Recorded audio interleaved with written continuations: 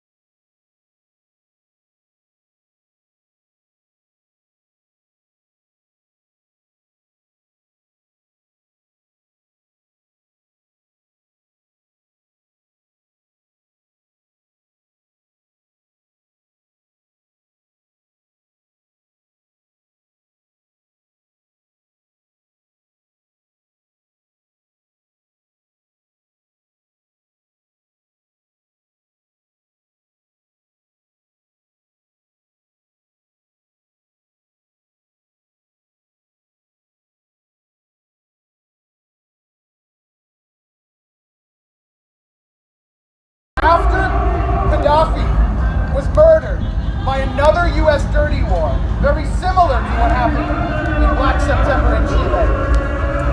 He was organizing the shipment of the arms looted from the Libyan military's armed depots to the so-called moderate rebels, the CIA-backed mercenaries in Syria.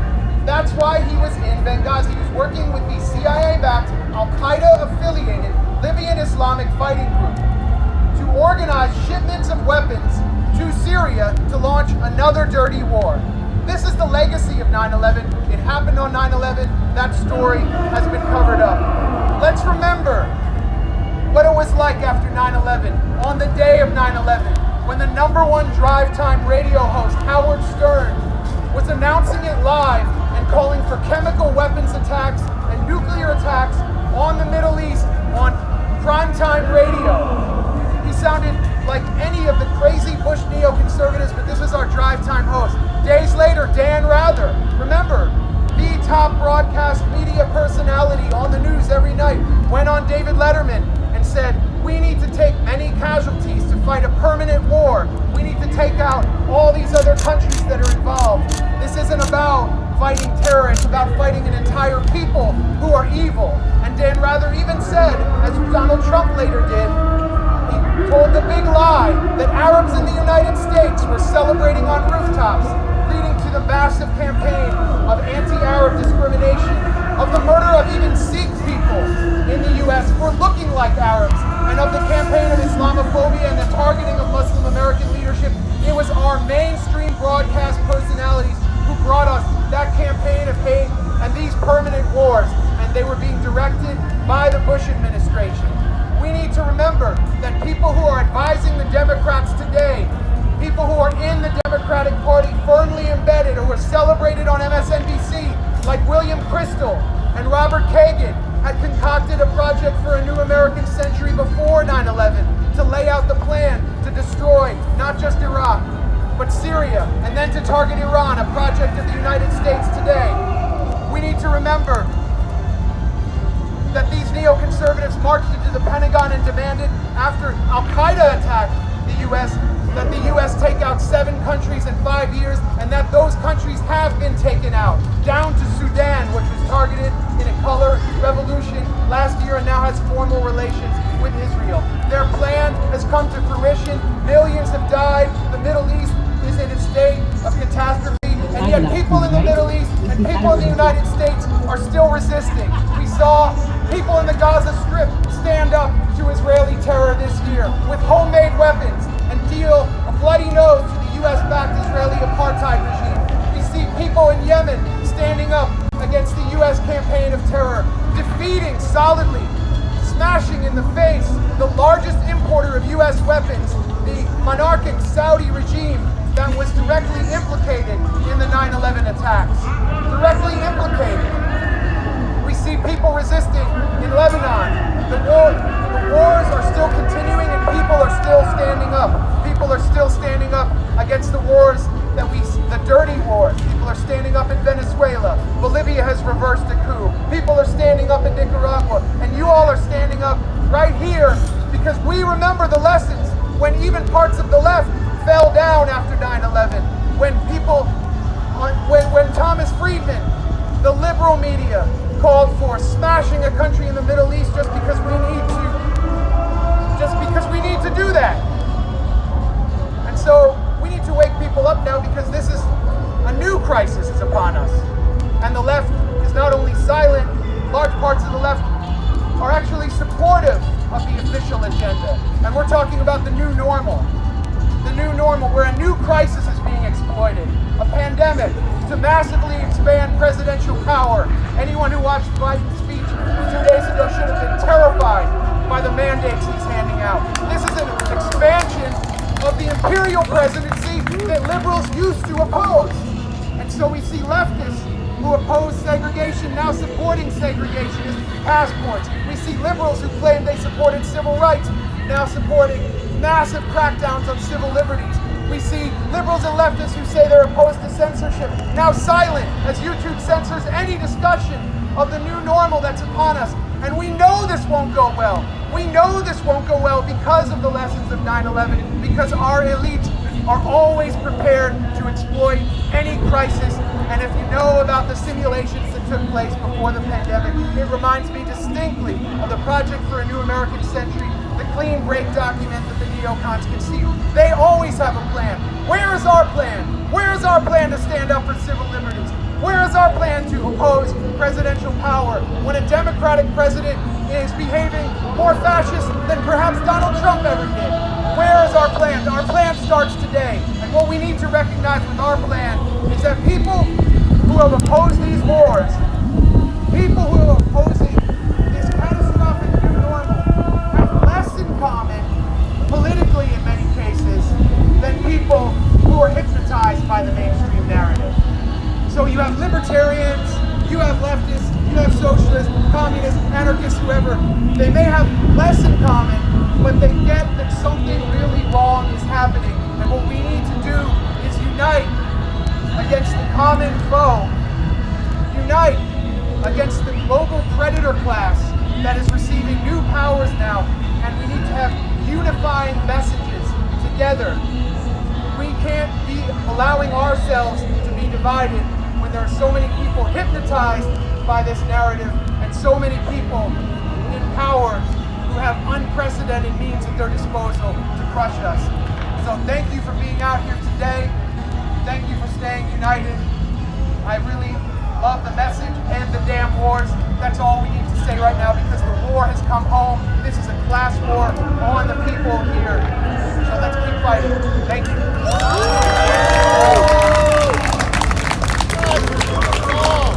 Everybody got your rocket shoes on? All right, so Max Blumenthal speaking fire. That happened a few minutes ago, about 10 minutes ago. They're about to get ready to march over in D.C. This is Jonny Tsunami, a.k.a. Actually, I know that they had a permit for here. Jonathan So Mayorga here, bringing you some feeds from.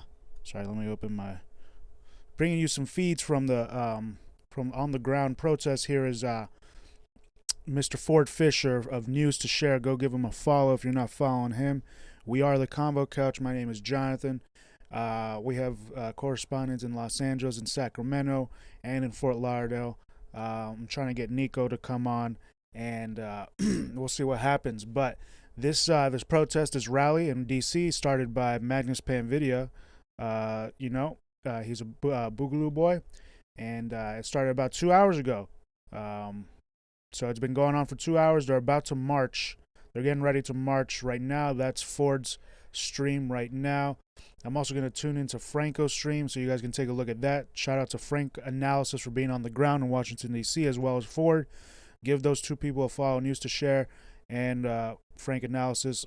I might rewind back because they still haven't gotten together to march. They're starting to get together. This is a live feed that we're seeing right now in D.C. I also have Steve's live feed right here. But Steve from Slow News Day Show, make sure you're following Slow News Day Show, as these are all anti-imperialist, anti-war fucking people, voices that we should be listening to. Max Blumenthal of Gray Zone, amazing work as always, an amazing speech. He's really speaking so many facts. He started off with that September 11th first was the coup that happened with Allende. So if you don't know about that, you got to look that up. I have to do more research on that, actually. And but yes, we're going to go over some of these streams. I'm going to try and get some people on the ground there and see what happens. So while I'm working on that, we will listen in to what Frank is saying over here. Frank Analysis. Shout out to Franco. You dropped your crown, King. Overall, to me, it looks like this is a good turnout that we got.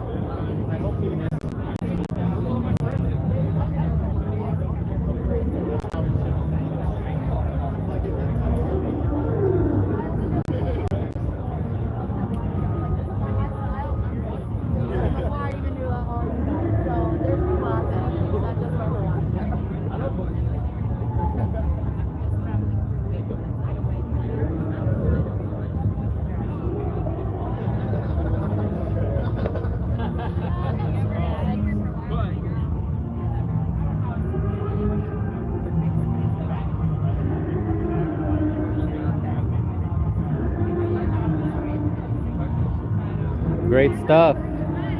Huh? Oh, I was talking to a couple people and then I went over here and I made a couple comments.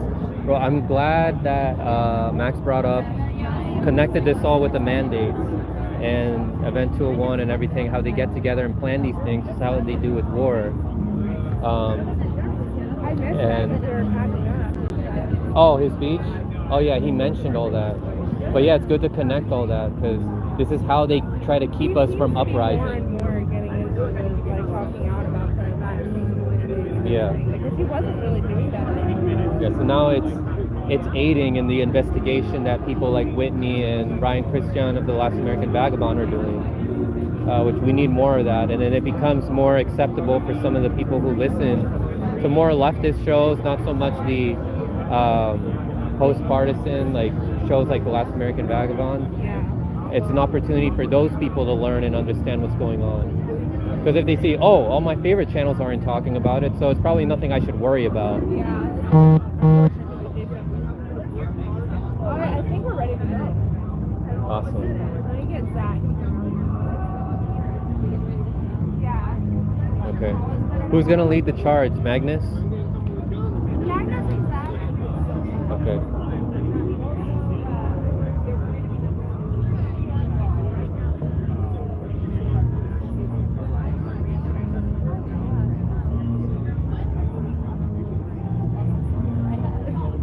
Lost the what? I put the sign down and I don't remember where I put it down. I helped put stuff away. I was gonna... Maybe somebody else grabbed it and like, oh shit. It's probably just gonna live in a box somewhere. With the intent to take it off. Hey, great speech. Oh, thank you. Yeah. So while we wait for the crowd, for the protest to get moving, I'm gonna back up. Oh shit, he's talking to Andrew here. Okay, great. So I'm gonna back this up a little bit. Let's see what Andrew says. He's a big Julian Assange, Action for Assange advocate, and let's see what happens here. Let's see what he says.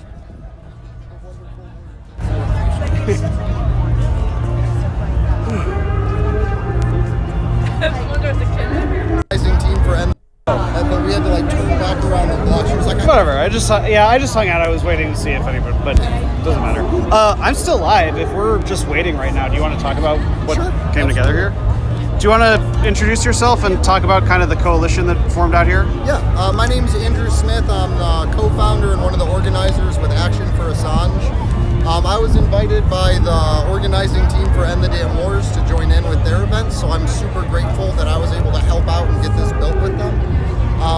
But the goal, as always, is to move towards not just a general strike, but a new civil rights movement.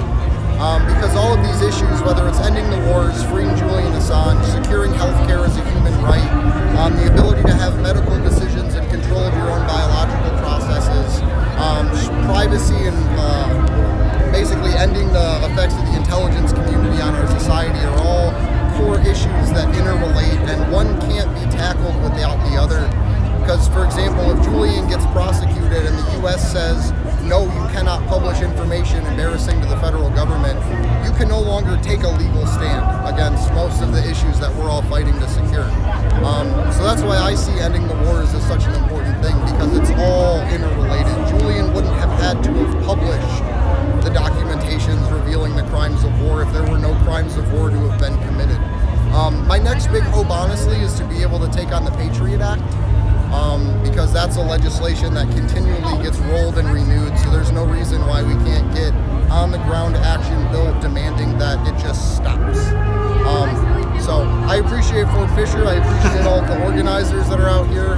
Franco from the MCSE network and Frank Analysis is out here with us, and a bunch of other media people that I have no idea who they are. So if you're someone that's watching at home but feels inspired to do anything, just do what you can with the time and money and resources that you have, because this is the opportunity and the time for us to change. Can you tell me about the coalition out here? I've heard people describe it sort of as a strength that there's a lot of different perspectives out here. I've also seen criticisms like online of like, oh, you guys are working with those guys, that sort of thing. What's your sort of perspective on the types of people you brought together? I'm an Assangeist. And the quote that I use to describe all of this is one that Julian gave in 2009 when he said, all political ideologies are bankrupt to a greater or lesser extent. So to me, I don't care who you are. I don't care what ist or ism that you're assigning yourself to or that others label on you regardless of if it's true or not, like in Magnus's case. The thing that we care about here in this moment is ending the wars. That's not a socialist issue, that's not a capitalist issue, that's not a libertarian issue, it's not a green issue, it's not a People's Party issue, it's not an independent issue. It is literally a principled stance of ending the wars. And if people come here and they find a libertarian and a Green Party candidate and an independent and an MPP member and then a complete anarchist all coming together for the exact same words, end the damn wars, we can do it for so many other things. We've done it for Julian Assange. Today was our very first event doing this, and we have 13 events around the United States, including this one, and we have about 6 international events as well. So this is the very, very start of the new era of the anti-war movement. So are you intending to keep this coalition doing events in the future? Yes, absolutely. We intend to keep growing. We do deorganized organizing.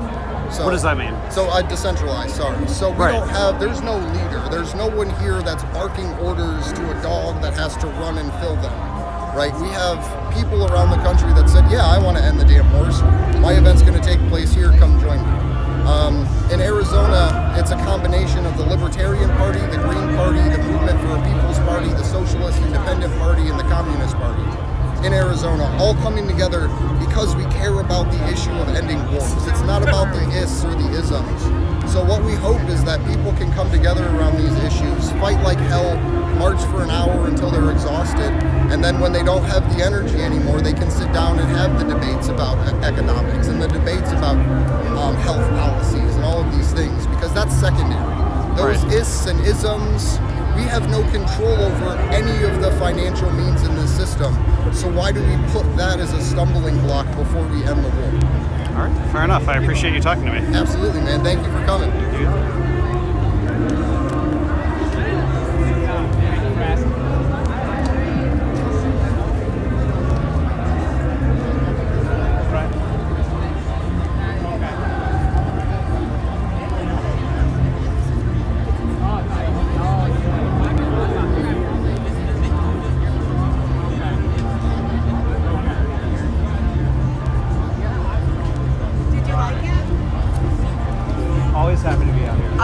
was endorse, good. you know, I'm still alive. I can't endorse nor condemn. Like I have to like be objective.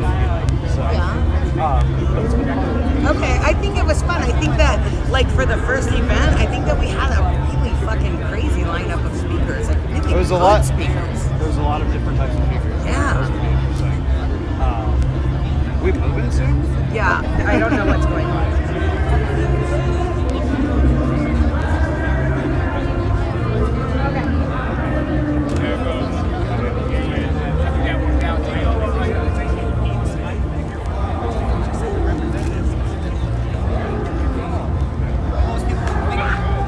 I think they're wrapping up soon.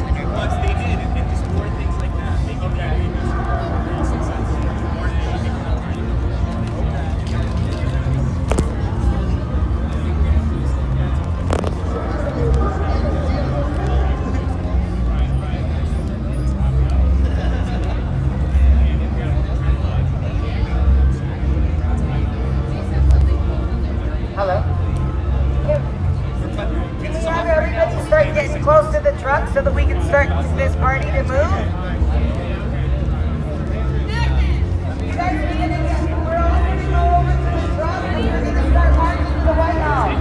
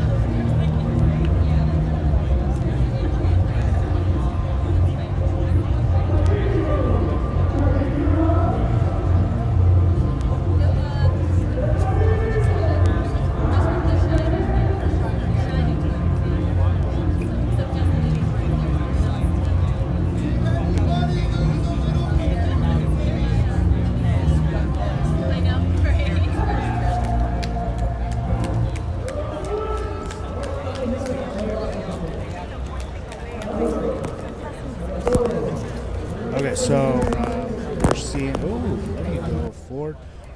So hey, look at that, dude. They got the truck with a new freaking End the Damn Wars. Look at that. That's awesome.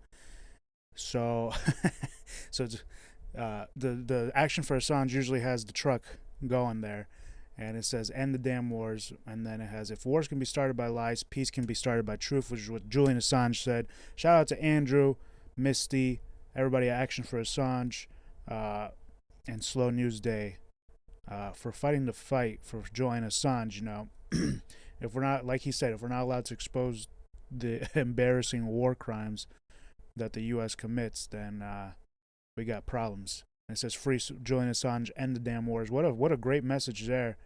And he was talking about I don't know if I heard him right. Did he say communists and like libertarians were coming together in Arizona? Because that's something that's crazy. Because this is what I'm telling you, end the damn wars. Everybody's for that. Like a lot of people are for that. If you're not for that, you're a fucking fascist, imperialist piece of shit. You know what I'm saying? Like fucking end the unnecessary killing of fucking people around the world that is happening. So here's Frank analysis. Let's see if Frank interviewed anybody before. It looks like they're about to head out. Who's that guy?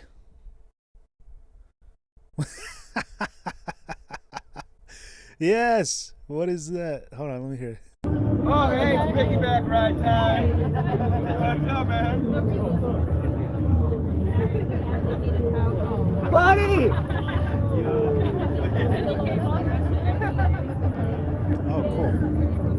I think I know this guy's. I forgot his name. Yo. I think I know this guy. What a great outfit. What a great outfit. This is what I'm saying, though.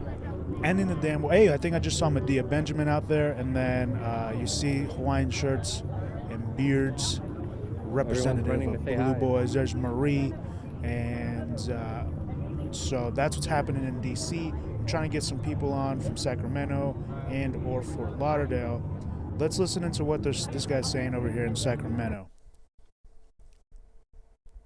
And he comes from the experience of being in the service, being in some of these places. Adam Kokesh, why don't you come on up? Let's hear for Adam Kokesh. Okay, cool. So this Go is ahead Adam and stand Kokesh. up, Adam. Oh, wait.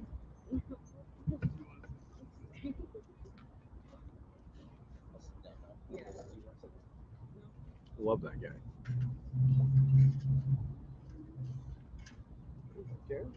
No, I'm not that tall either. Thank you, Ben. Thank you, everybody, for being here. Thank you, Jeff and Angela. Before I get started, a little housekeeping. Would any undercover agents in the audience please raise your hand? Yeah, I see. Yeah, you with the short hair and the khakis. Yes, okay. Just remember, there aren't any enemies, only friends we haven't converted yet. But before I get started, I got a shout out to Panvidia Magnus, who made this a national day of action. He is rally in Washington, D.C. today. People all over the country are coming behind this message. End the damn wars. Now, it might be a little awkward, right? Because Panvidia planned this from more than a few weeks before Joe Biden pretended to end the global war on terror. Is that a better way of describing it than he would say it? Ending the war in Afghanistan. So it's like, oh, we scheduled an anti-war rally to mark the 20th anniversary of 9/11, and then Joe Biden pretends to take away our biggest reason for being here right before it happens, right? And I'm like, wait a second. Angela and Jeff, in their speeches, decided to connect the global war on terror with the war on COVID. Jeez, I wasn't the only one who made that connection. I feel so unoriginal now. So, since Joe Biden pretended to end the global war on terror, I think it's very appropriate that we come together today and pretend to celebrate. So it's been 20 years since 9/11. Is that why we're here? It seems like it's one thing to have lived through a mountain of lies, one after another, like a frog in a pot of boiling water. You all know the analogy, right? You can boil a frog slowly, but if you drop one in hot water, it'll jump out like a kid getting groped by President Biden at a photo op. So imagine waking up from a coma for 20 years today from 9/11. You might ask some questions, right? We just got the troops out of Afghanistan. We had a really black, really fake president and a reality TV fake billionaire president. We had a war in Iraq. Fucking get it. How many died? It cost how much? They tried to get you to believe what? And you haven't sprung them up Nuremberg style yet? Yep. So while we should celebrate the end of the war in Afghanistan, I fear, as Biden said about terrorism, the war on terror itself has metastasized. I would say, seriously, if you could ask yourself 20 years ago, do you think they would be able to milk 9/11 for this long? But then I think like half the people who are here today probably weren't old enough to know how to pronounce Afghanistan 20 years ago. So you think today they could milk this COVID hysteria for another 20 years? Don't tell me the war in Afghanistan was a failure, because it is the greatest disservice you can do to its victims to suggest that the architects of this policy were somehow well-intentioned. No. The war in Afghanistan was a massive success. Quite possibly the most efficiently profitable war crime in human history. America's longest war, America's dumbest. How impotent do you have to feel when you see your sons and daughters on the same patrol routes in Afghanistan that you were patrolling 20 years earlier? I was in Iraq in 2004, Fallujah. So I get emails from the VA still, Department of Veterans Affairs. And during the latest Afghanistan withdrawal, the VA reported that suicide hotline phone calls had skyrocketed. It didn't affect me that way.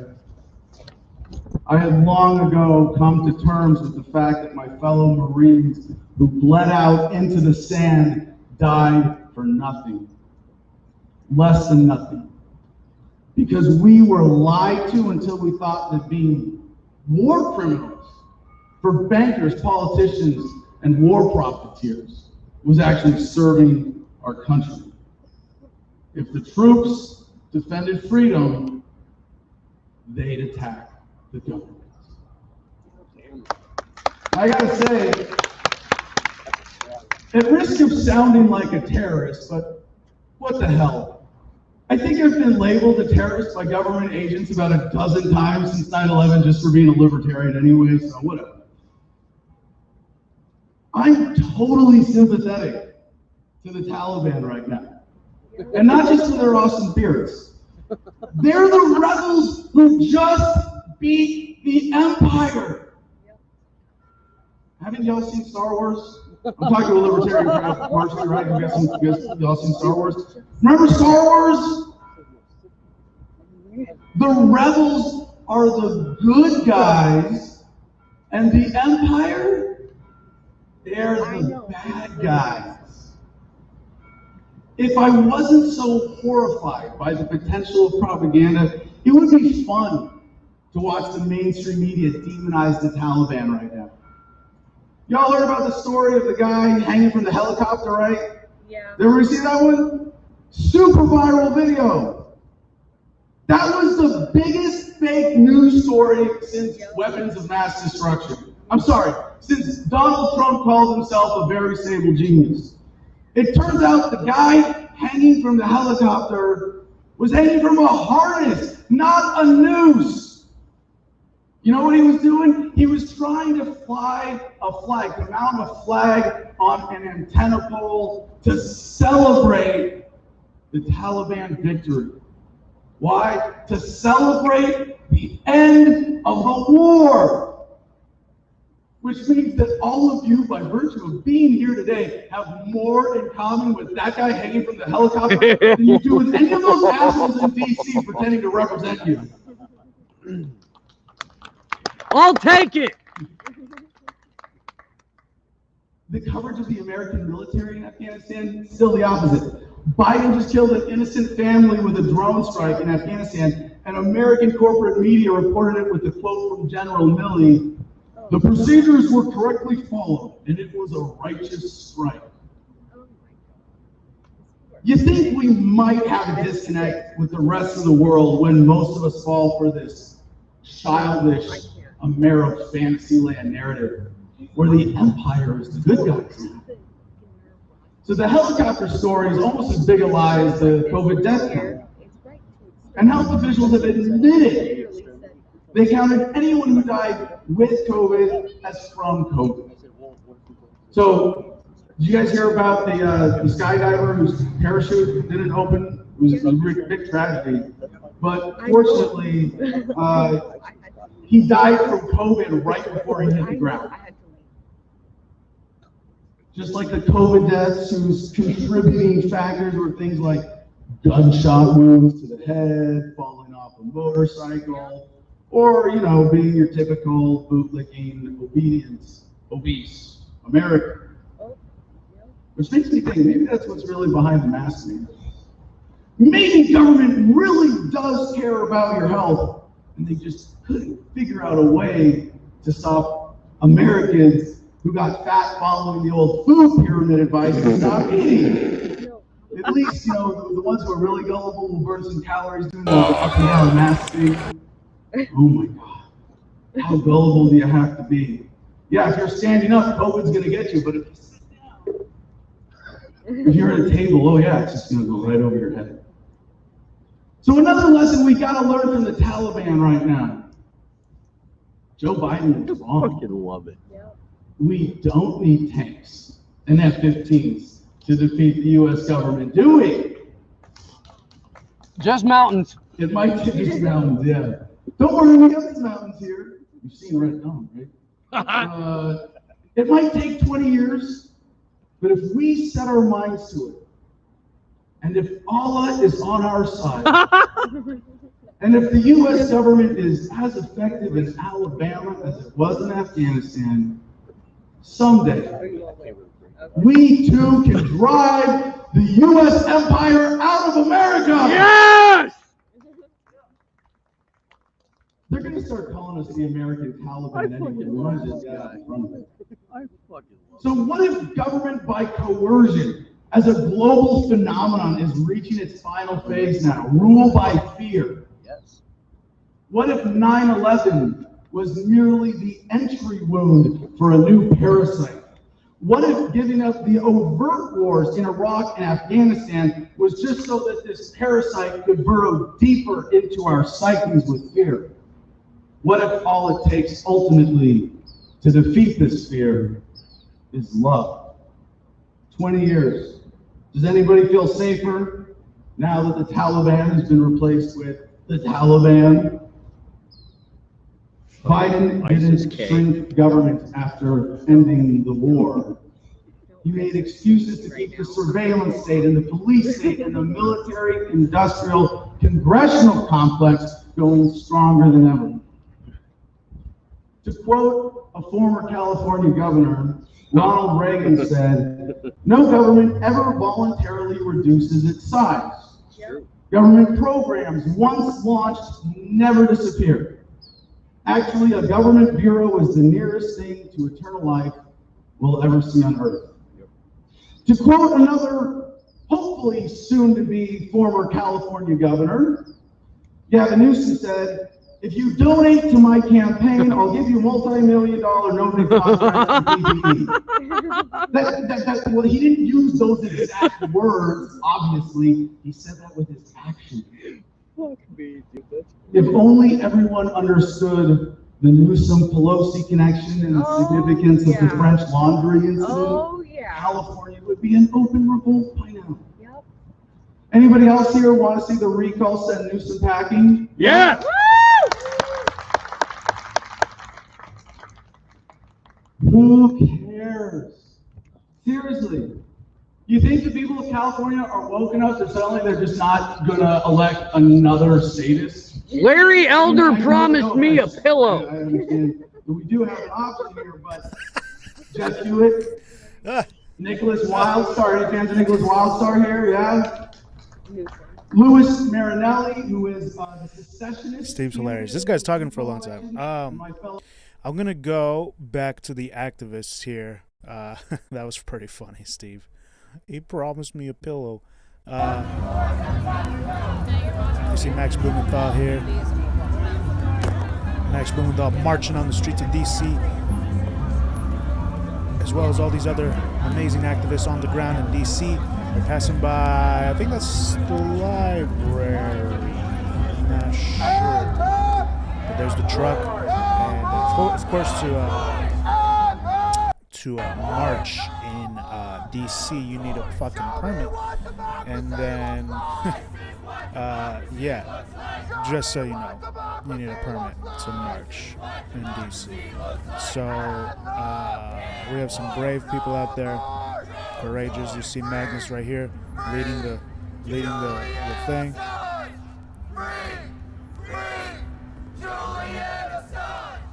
What was the decision? No extradition. What was the decision? No extradition. And the damn wars. No more. No tours. Okay, so this next building on our left is the Department of Justice. Ooh. The building on the right on the next block's the FBI. Oh, fuck you. You're watching right now. Kevin, you FBI op, stop watching my stream. What do we say to the FBI? Fuck the FBI! What do we say to the CIA? Fuck the CIA! What do we say to the CIA? Fuck the CIA! What do we say to the DOJ? Fuck the DOJ!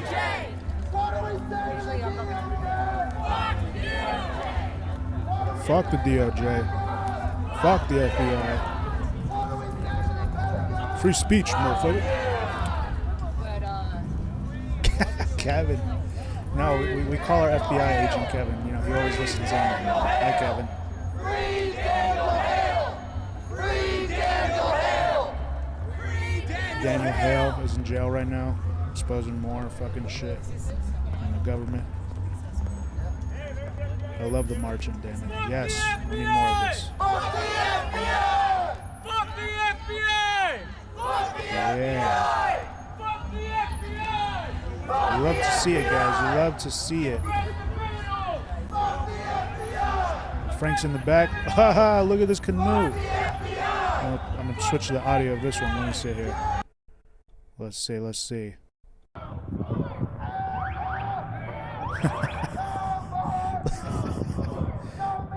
So it's a canoe, a guy with an eagle canoe with the water. And it says, and the damn war. It's a peace canoe. Is that an eagle, though? I don't know if that's an eagle. I love this, though. I've already seen like 2 creative like fucking costumes for this fucking protest. This is what I'm talking about.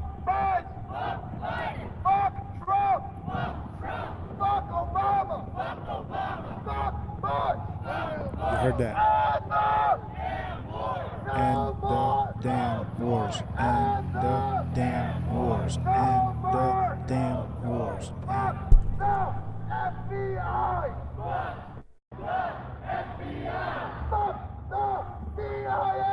Fuck the CIA, defund the Pentagon, defund the Pentagon. Fuck the DOJ. Solidarity, all the way from Los Angeles, California. We are waiting for our correspondents in Los Angeles to arrive in the protest in Los Angeles. And we are watching Washington, D.C. I got a report from Niko saying that police have been blocking off the streets to the Fort Lauderdale protest, and he was not able to get there, so maybe I can get somebody else there, but it looks like they were blocking the streets in Fort Lauderdale. The fucking U.S. government does not want an anti-war movement to start again. People, we need to start another anti-war movement. You need to tie it in all together. You're spending all this money on the wars. You can get Medicare for all if you just took a fucking percentage of that huge war budget you got, give it to the people. Again, the pandemic wouldn't have been so bad if we had Medicare for all. In the middle of pandemic, you're not going to fucking force the vote, squad, AOC, Ilhan Omar. You're not going to fucking force the vote. Use your fucking leverage to fucking force the vote and get a fucking, to see who's going to say no to Medicare for all in the middle of a pandemic when thousands of people are dying. We'll go to their houses. We'll go to their fucking houses. We're going to make their lives uncomfortable until they do. Until they're scared of us more than they're scared of the fucking puppeteers. And that's what it's going to take in the current system. Now, of course, you got to think about the system and what else you got to do to overcome the system. There's mutual aid and there's protests. Mutual aid and protests, and they're making that even more difficult now with the mandates that you saw just came out the other day. They're trying to unemploy people who defy government orders. They're trying to unemploy people and run down businesses that defy government orders. That's why they're charging $14,000 per person if they violate the vax thing. The next thing that's coming is the passport. And speaking of that, right now, at the same time that this anti-war protest is going on, we have another protest in Paris. And this, according to the fucking description here, virus riot in Paris, manifestation à Paris. Abruptly is live from Paris on Saturday, September 11th, as people gather to protest for the 9th consecutive week against health passes and mandatory vaccination for some population categories. The latest round of anger and dissent come as students return to schools across the country after the summer break. French President Emmanuel Macron has been publicly encouraging teenagers to get the vaccine, open to those aged 12 and older. Students can get vaccinated even at school. Moreover, as of July 21st, people must show proof of vaccination, a negative test, or a recent recovery from COVID-19 to visit cultural venues and sport matches. So that is what's going on right now. And across the world, People are protesting.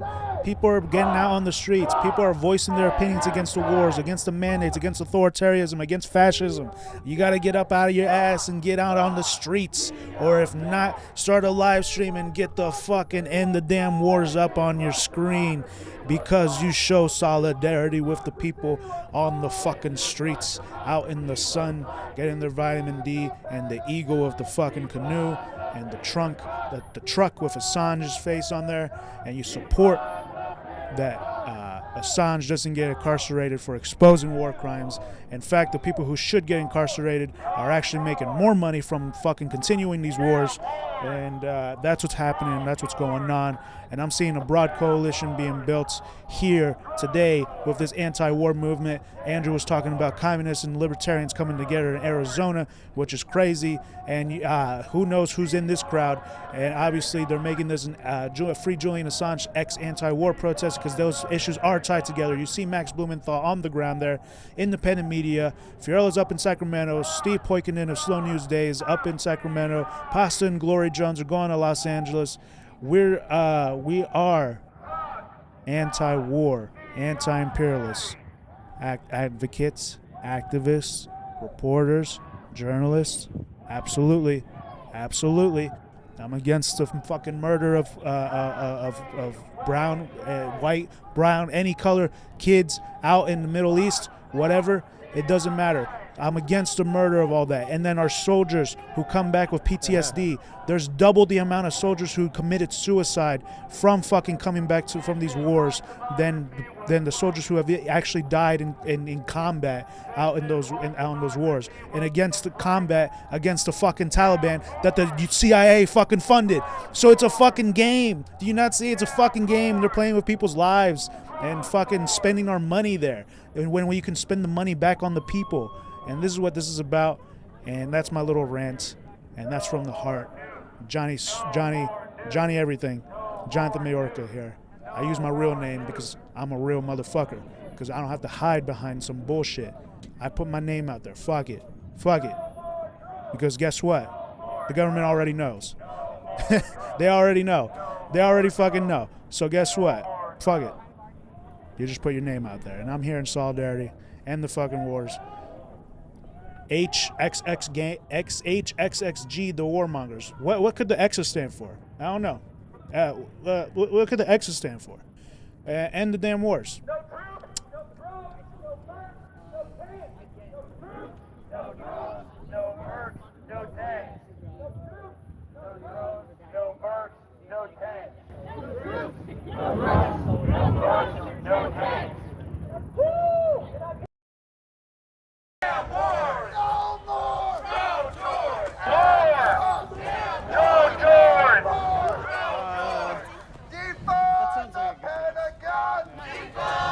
I'd say slightly.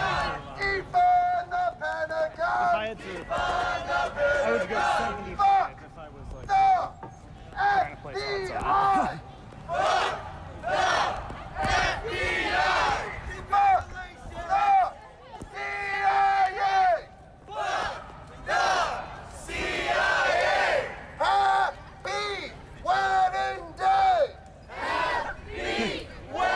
Our brother Black in the Empire. I just saw him in the crowd. Shout out to Black in the Empire on Twitter. He is a champion of the people, just like fucking Andrew Smith right there. Just like Magnus Pan Video, who helped organize this. It's hard to organize a protest. It's hard. I don't know if you guys have done it before. Try to get even this amount of people out there. It's great. This is the first step, and you keep going, and you keep continuing. And some people are getting married at the same time on September 11th. At the same time that this protest is going on. So let's listen to this a little bit more. No more news! No more news! No more news! No more news! It's always like. No more drill! No more drill! No more drill!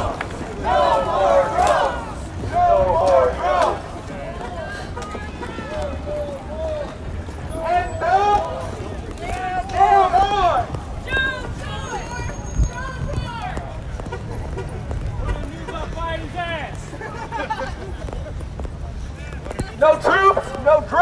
no mercs, no tanks. No troops, no drones, no mercs, no tanks. No troops, no drones, no mercs, no tanks. No troops, no mercs, no mercs, no tanks. Woo! Can I get one? Real loud, everything you got. And the damn war! No more drone tours! And the damn war! No more drone tours! Damn war! Drone tours! Free Julian power! Drone, drone. Drone, drone.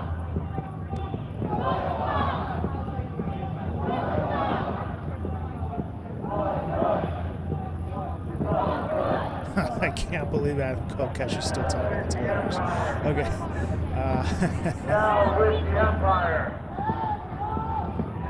So this is Frank Analysis fucking live feed. Good job, Frank. Thank you for being out there on the ground. Make sure you follow Frank.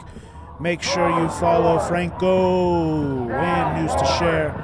They are champions of the fucking independent media on the grounds. And there is the U.S. Capitol. Or that's a treasure, I'm not sure.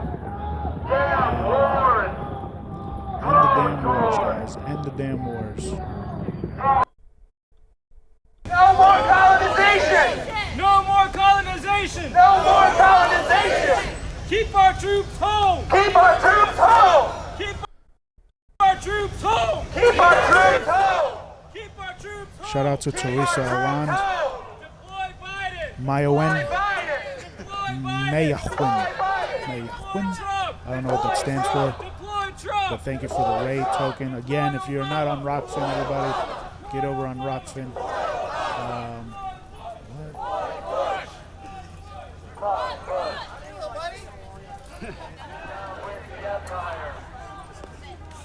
Down with the Empire! I'm gonna put the link in the shop here in a second.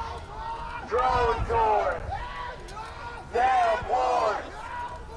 Drone tours! Damn wars! Drone tours!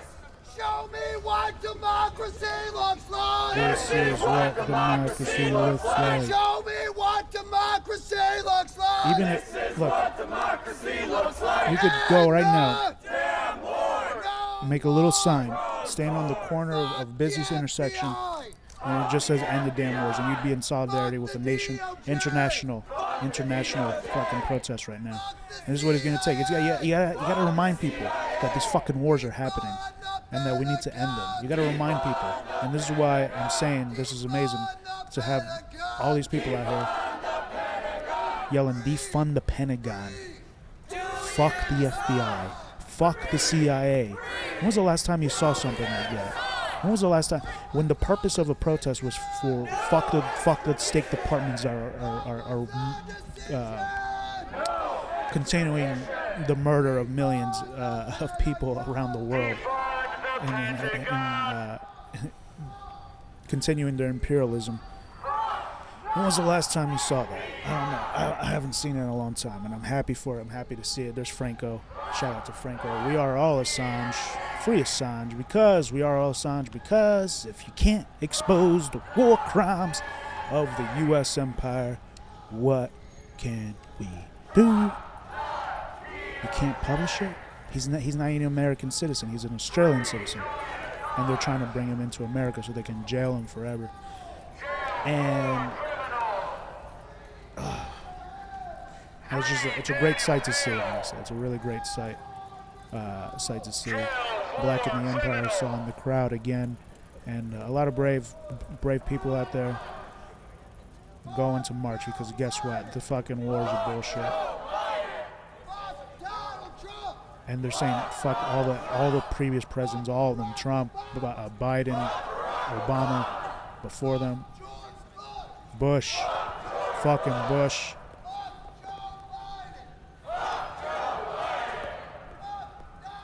But can't get food again.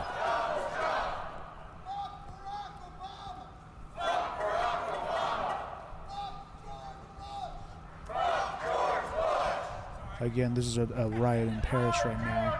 Again, I'm telling you, Max Blumenthal talked about the new normal. We're not going back to normal. This is going to be a new normal. Once the authoritarians take away some of your freedoms, they're not going to give it back to you. People got to understand that. They're not going to be like, okay, yeah, we're going to take away A, B, C, F, G, H freedoms away, and we'll give you back F. No, they just take all of them. They keep them all because it's more power, more control. So again, if you see this, 9th consecutive week against that and mandatory vax. So that's what's happening in France. At the same time, fucking anti-war protests in D.C. The people are rising up. They're anti-authoritarian, anti-imperialist. They are anti-fucking. They're pro-freedom. This is pro-freedom, pro-liberty, whatever. Pro-peace, which is what that is. It's a peace canoe, which is awesome. There goes Franco, you king. Andrew Smith, another king. Give me a change. Can I just get a water? Cold water's $1. All right, I'm going to go over to Franco's here. I'm waiting for my correspondents to get down to L.A. to let me know if they're there, and I'll bring them in, and we'll see how it looks like in L.A.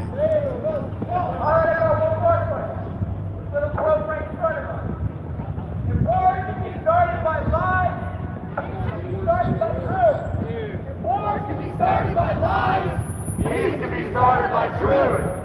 War to be started by lies, needs to be started by truth. War to be started by lies, needs to be started by truth. If war to be started by lies, needs to be started by truth. Show me what democracy looks like. This is what democracy looks like. Show me what democracy looks like. This is what democracy looks like. Damn wars! Drone tours! Damn wars! Drone tours! Defund the Pentagon! Defund the Pentagon! Fuck the FBI! Fuck the CIA! Fuck the NSA! Defund the Pentagon! Defund the Pentagon! This is what democracy looks like!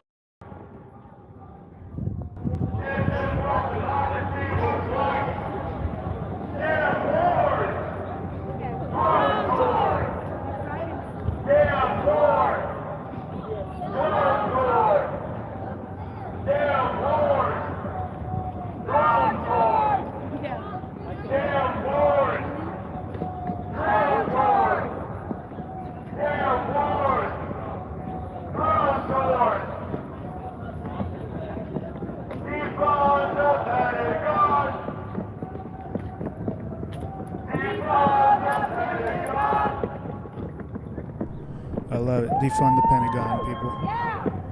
Hell yes. Abolish the CIA. Defund the Pentagon. Abolish the Pentagon. I mean, fucking fuck them. Like, you know what I'm saying? Like, we don't need them. Like, they gotta continue making these wars. All right, so they're continuing to march. We're seeing what's going on. Adam Kokesh is still talking. Let's see. Okay. All right, so we're in front of the White House now. They have yellow tape giving us a distance from the actual building. This is the furthest we can go.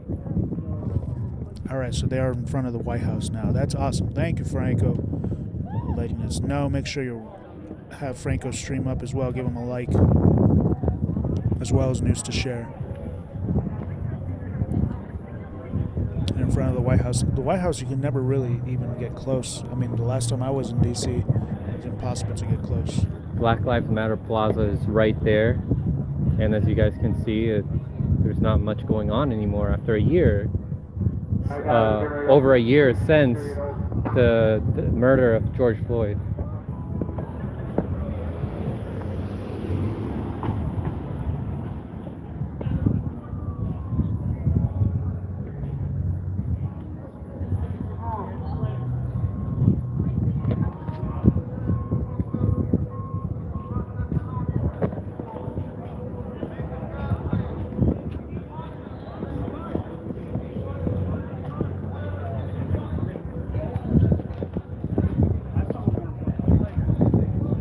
People are taking a water break. Hey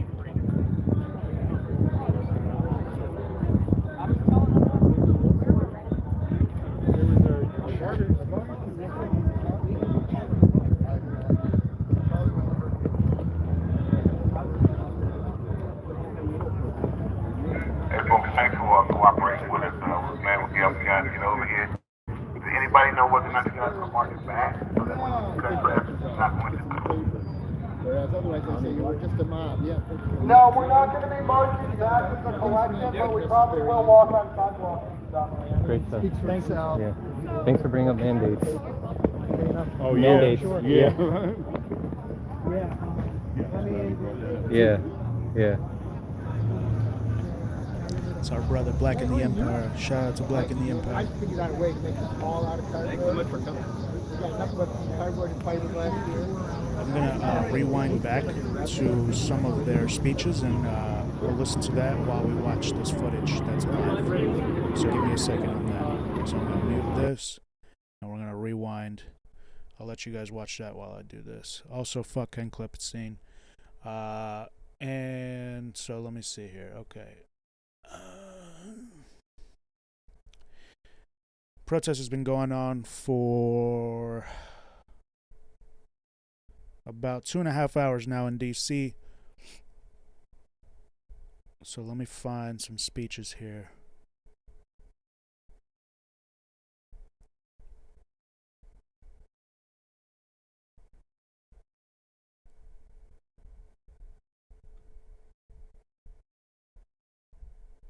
Okay, yeah, so they had Medea Benjamin up. That's cool. Oh, fuck. Accidentally fast forwarded. So Medea Benjamin was there in the beginning. That's interesting.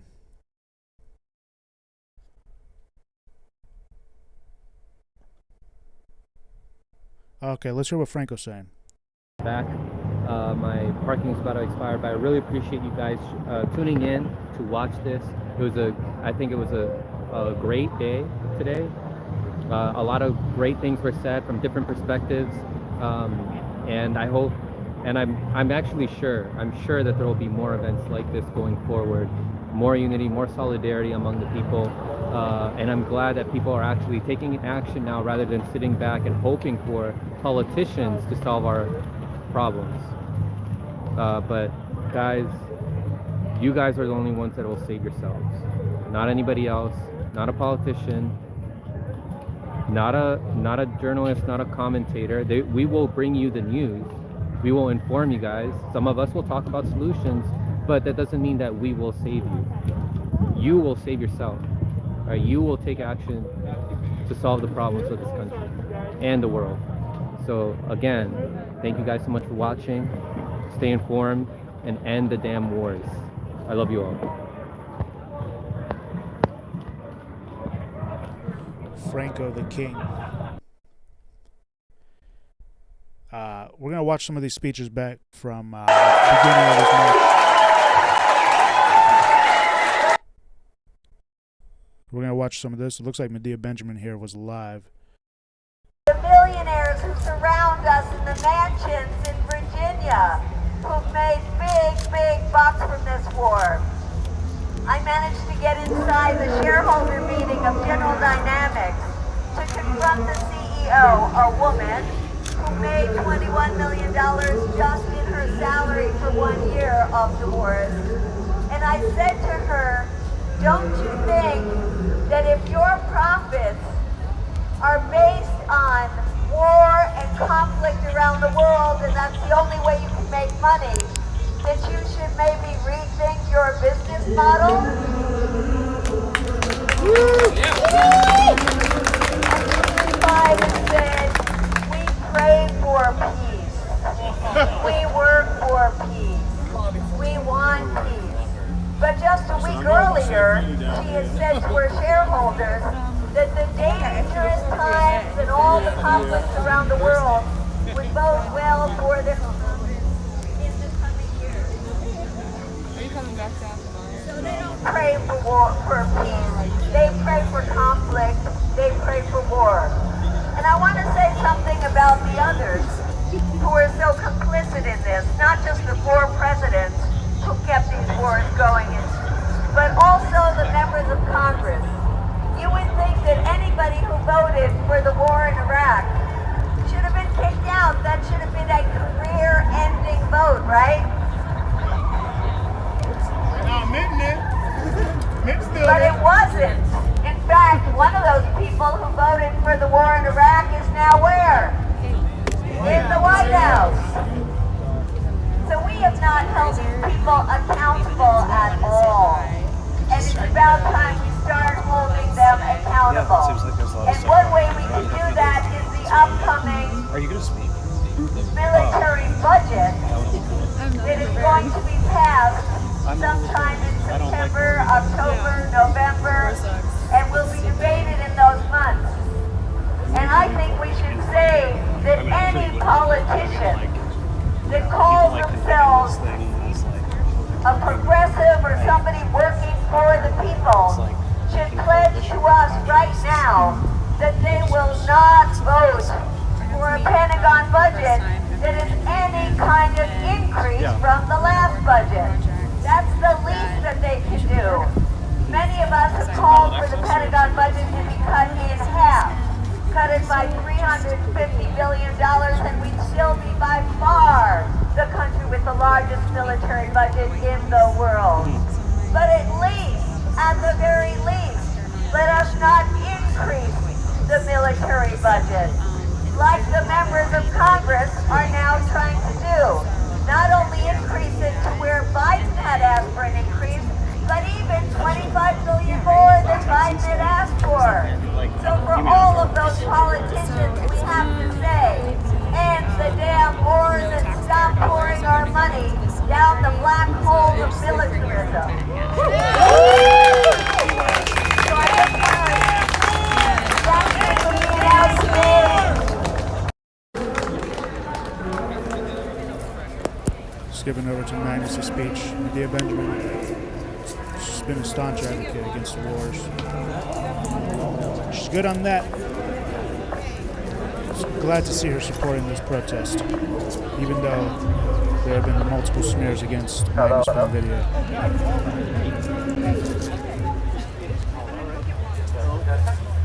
Hello everybody, thank you for coming out today. I have a little speech prepared. I was only 8 years old when the towers fell. I remember the panicked look on my teacher's face, being sent home from school early, and watching fear and bloodlust spread through our culture. As I grew up, I questioned why we attacked Iraq. I watched the war on terror slowly erode our civil liberties at home. I protested the bombing of Libya, a once prosperous country completely destroyed. I protested the invasion of Syria, military operations across Africa, and the ongoing genocide in Yemen. Out of confusion and anger, I threw myself into the subject.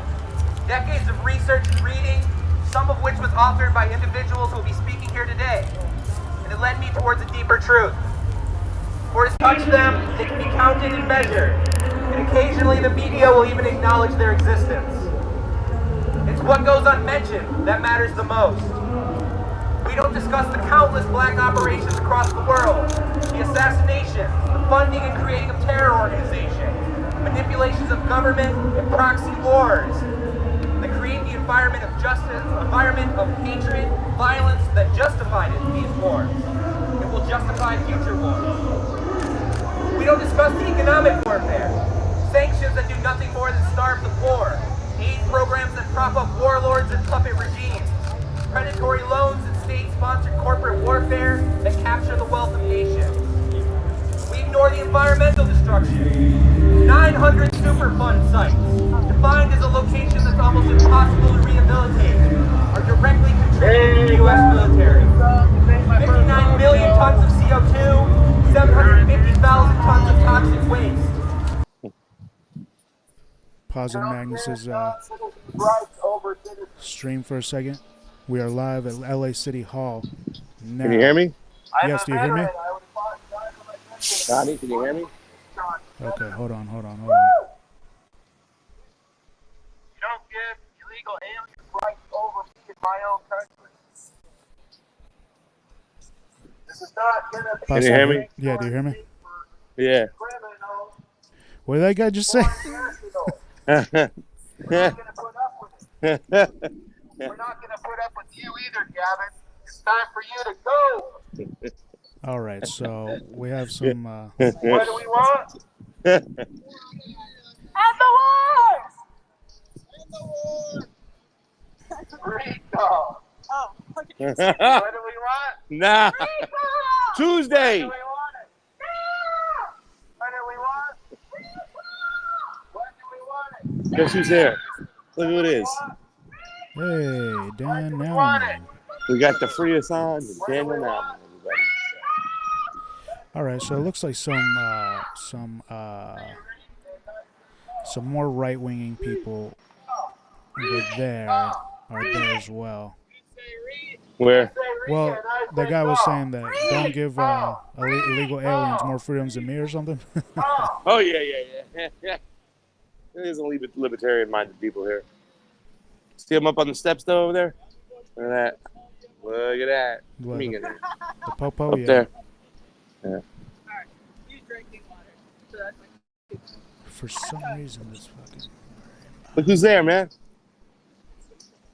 Johnny 7. Say what's up to everybody. Hey. And the damn wars, for sure. They're saying hi over here on the phone in my ear. They go, hey, what's up? Say hi. Johnny says hi. And Fee's in Sacramento, so. How's the crowd in Sac, Johnny? I don't know. We don't know yet. We're living it up in Shangri-La here. Yes, sir! I'm gonna plug my the microphone in. Tell me how it sounds. The boom mic. Okay. Yeah. Okay. I'll put it on for a couple minutes.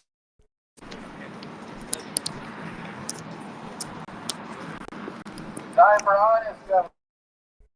That dishonest government far too long, my entire life. What's up, guys? How you doing today? Why are we here? And the damn wars. Why do we keep paying the military-industrial complex out of our hard-earned cash? We only get half of what we make. Because the other half's going to taxes, going to pay for more wars. Right. What the hell did we do in Afghanistan for 20 years? Nothing really. Waste $1 trillion. We discovered a pedophile warlord. I hear they got a great government now called the Taliban. Quite a humanitarian organization. Construct of the CIA. They're known to throw homosexuals off buildings and beat women who try to drive. That's the Saudis too, aren't they? Our best ally ever. Come on, they're not our best ally. They're second to Israel. That's right. Dan Nowman. Dan Nicewiper. I hate to interrupt, but we need a little word from you. The crowd wants to hear from you. They're like, isn't that Dan Nowman over there? Dan Nicewiper. What's going on here today, brother? Well, this is, you see my T-shirt. I was a media ambassador for a UN program called Adopt a Minefield. And when people say that, people coming together can't change the world, that is not true. I was part of an international coalition, and because of that coalition, landmines are no longer made by corporations.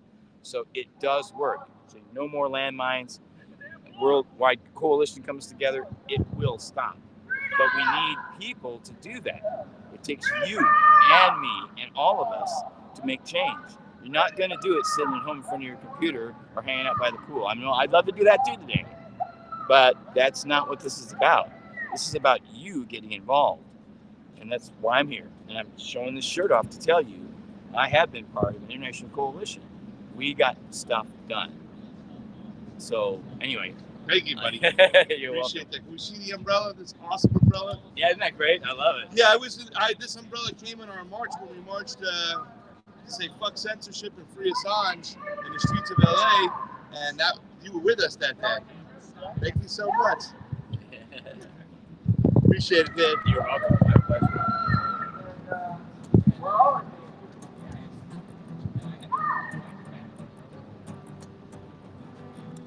What is the military budget for 2022, ladies and gentlemen? $750. You keep saying you know what's good for me. Hey, didn't we just end an occupation of a country? Should Yes. we get some money back? No. We got to go over to Somalia now. Right. Right? We got to drop bombs in We Somalia. don't end wars. We just move troops around. That's it. We're sending them to Syria. That's where they are. They're keeping the oil and they're keeping the wheat away from their own people. Fuck our imperialism. Fuck! End the damn fucking wars. Thank you, brother. Stop dropping bombs in my name. Hell yeah. Anything to say about that? I'm tired of them dropping bombs in my name, man. They've been doing it over half my life, bombing the hell out of people. So this is actually the cover to my album. I'm tired of you dropping bombs in my name. So I write protest music about it. Nice. You know, music's got to be part of any revolution. So you got a guy writing protest songs over there and singing protest songs. You should meet up with Ungi, do some songs together. Where's he he at? at? He's the guy playing the guitar over there. Oh yeah, cool. What's your name, my man? Sean Osborne. Where can they find your stuff? It's every place. Spotify. Well, every place except for Pandora. Pandora, I guess I was a little too radical for them. Gotcha.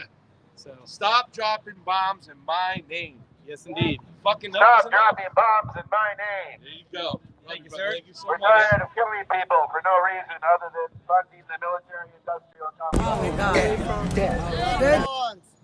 Say that again. Volunteers are not pawns.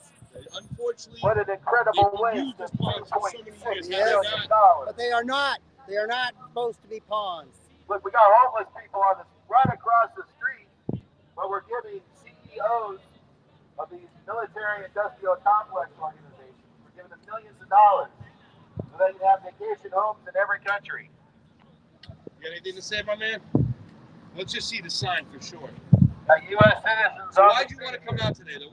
Why is it important for you to come out What the hell is wrong with our government? I thought we have to say or do something about this We can see complex that rules us, that we have no. The corruption. The amount of money that we spend on this stuff is ridiculous, and you would think it would be obvious to people, everywhere. but people are staying at home and watching the football game and having their beer and live on, they think they're happy. What do you say to those people who like, well, we got to take care of stuff domestically first before we can worry about stuff foreign policy? It's not on my radar.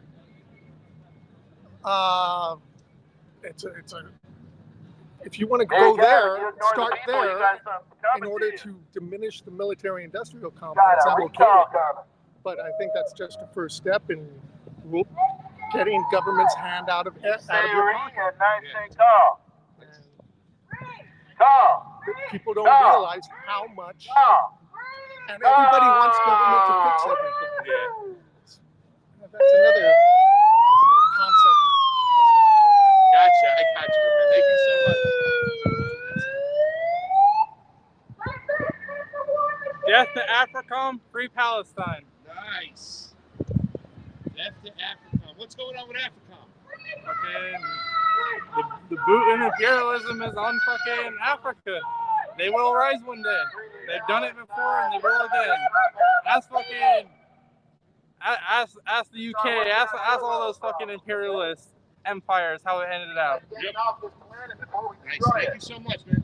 Yes!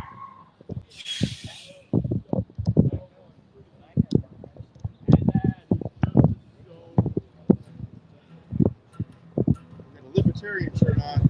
And I got a Black Panther shirt on. Sounds Right there, standing in solidarity today. End the fucking wars. So much to say about him. I don't know where to start, but I know if not for WikiLeaks, we'd still be in the dark about all those awful war crimes where innocent people died in vain. When truth tellers are in prison, it's really just a fucking shame. Free Assange! When he was just a young boy, his mother told him, son, an internet connection is more powerful than a gun. So he cranked up his Hewlett Packard, whatever, and he got himself online. And he said about exposing every pedophile he could find, except the guy in the White House, of course. We get up in the morning and do the things we do, but it's time to raise our voices now and really follow through, cause you know, they know, we know. Yeah! If he stays in there, he will die. It might not be in our power, but we have simply got to try. So Joey, here's your big chance to have a teeny little legacy. Your chance to be a hero. Hey, even Sarah Palin agrees, and you have it in your power, but you might not be there for much time. So just grab that pardon document and sign it on the dotted line. Come on, Joey. Why don't you grab that pardon document and sign it on the bottom line?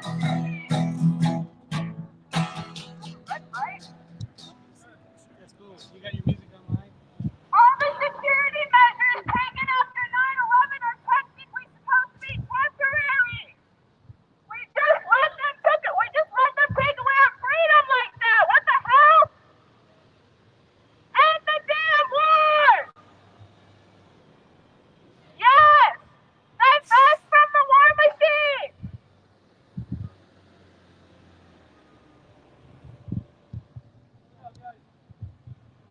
We can't mourn the victims of terrorism and terrorist attacks and then sponsor terrorism in the Middle East!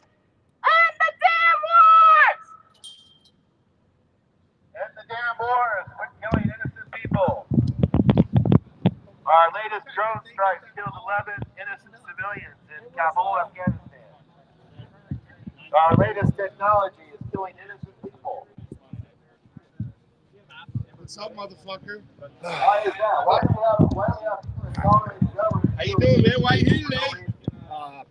Somebody said that there was a protest here to end the damn wars, and I was wondering why no one was organizing it. Like, I was hoping some other people would like use their gigantic lists and help get people here. But what happened to the leader of the Libertarian Party? I thought that she was organizing that shit. I think she went up to Sacramento. Sacramento, yeah. More people in Sacramento. Something here in LA while she was doing that. Okay, well, you know. I just wonder where the anti-war left is. Defend our right to organize. Shocking, really. Citizen, please take note. Ending the You damn can never wars, buy my I don't vote. think that's Nazi. You know, they were like, at best, they were like, no, peace with Germany. We are sister countries or whatever. You know? What kind of power? That's voting yeah. power. No, I was a That's little right. shocked to hear the thing about immigrants, because I don't think immigrants cause war. At least not our wars, the wars. Occasionally, someplace in Africa or someplace, someplace will go to war, and they're like, don't push all your immigrants into us, but that's about it. Well, I think people don't know the difference between immigrants and refugees, too. You know what I'm saying? There's a huge difference. And a lot of people don't realize that we create refugees. They create refugees. They conflate the term deliberately. That's Yeah. why, and then it's always questions: are they legal immigrants or illegal immigrants? No, but in fact, these are people seeking asylum. Yeah. From what? Narco terrorism. Oh yeah. The narco dictatorship in Yes. Honduras. Yes. You know, armed to the teeth by the U.S. fucking military machine. Trained in, Yeah. in Georgia at the Windsack, right? Yep. Okay. Fucking remember when they took Manuel Zelaya in the middle of the night and said, "Get out of here," so they could install their puppet fucking government? I'm sad to say I probably didn't hear it as soon as it happened. I probably had to but yeah. Yeah, and that's not the report that you got on NPR. Nope, not at all. They were like, Manuel Zelaya voluntarily leaves the country in the way of a freedom march. There you go. I'm gonna go around here. Why You did you guys know the small? know 770. Was not hit by an airliner. What's your name on It was reported on Day7 Politics. Nationwide He's another world news review possible. Outstanding. Yeah, he's always around. You know? Elaborate, man. Yeah. I called this guy for opinions. I'm like, hey, Ian, let's talk. So, I gotta hit you up more, 7. You got a lot of good things to say. Love you, brother. Love you guys. There are kings and our queens. So come on, you voters, and listen to me. Then they're gonna stop lying to us. Another 58 years. Don't vote for a jackass or the GOP. Them either. Get more of the same division and hate. Hey!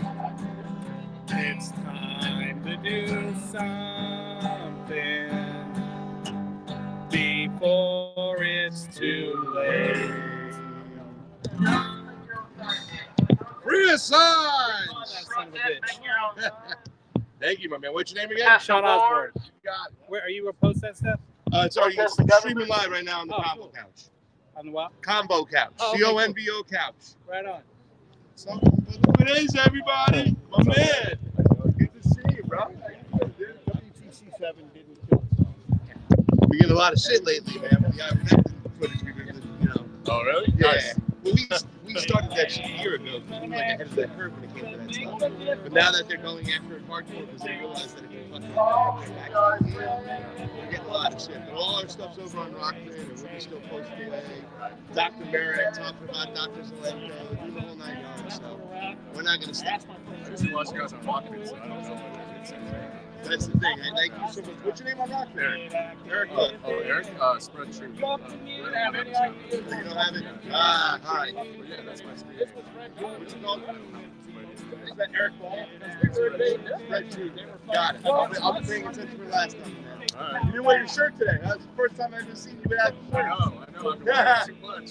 I know, I got you. Good to see you, buddy. Decentralize and bring it all back home. Decentralize and bring it all back home. Decentralize and bring it all back home. Have been all along. It takes human action. All we are saying is give peace a chance. They're ready to do that song, I'm sure. They'll do that song. And the damn right! You know what? I'll take one. You're yelling a lot, but you should probably have a little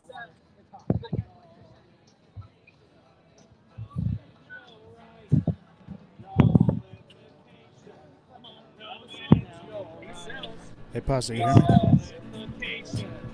Know that it's your right. Use a plan.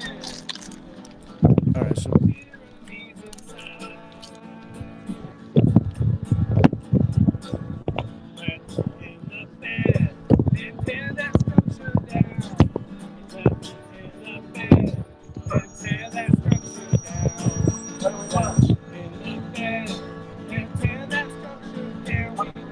yo, Pasta.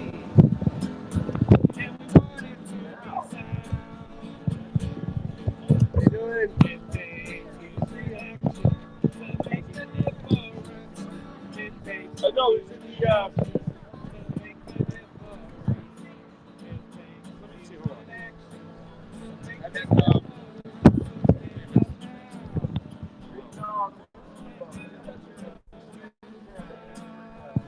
Pause so you hear me. Vote for the candidate of your choice. Yo, pause. 11 years ago. Uh-oh. Actually, 13 years ago. I can still remember how somebody said he'd bring us hope and change. Alright, so pause is doing that. I'm gonna mute Night it. voters gave him that chance. Actually, I'm not gonna mute Tears it. of joy, I watched them dance in From Chicago and from San Diego to Maine. I'm waiting on people to get back to me from DC and or Florida. Nobody's getting back to me. We did the right thing. The alternative seemed frightening. Did he fail or was the task too great? So what I'm gonna do is I'm gonna mute this real quick. And we're gonna go back to listen to some of these speeches that happened earlier. So mute him for a second. I'll keep that stream up. We'll go back and listen to some of these speeches. There's Black in the Empire. So I wanted to hear Magnus's speech here.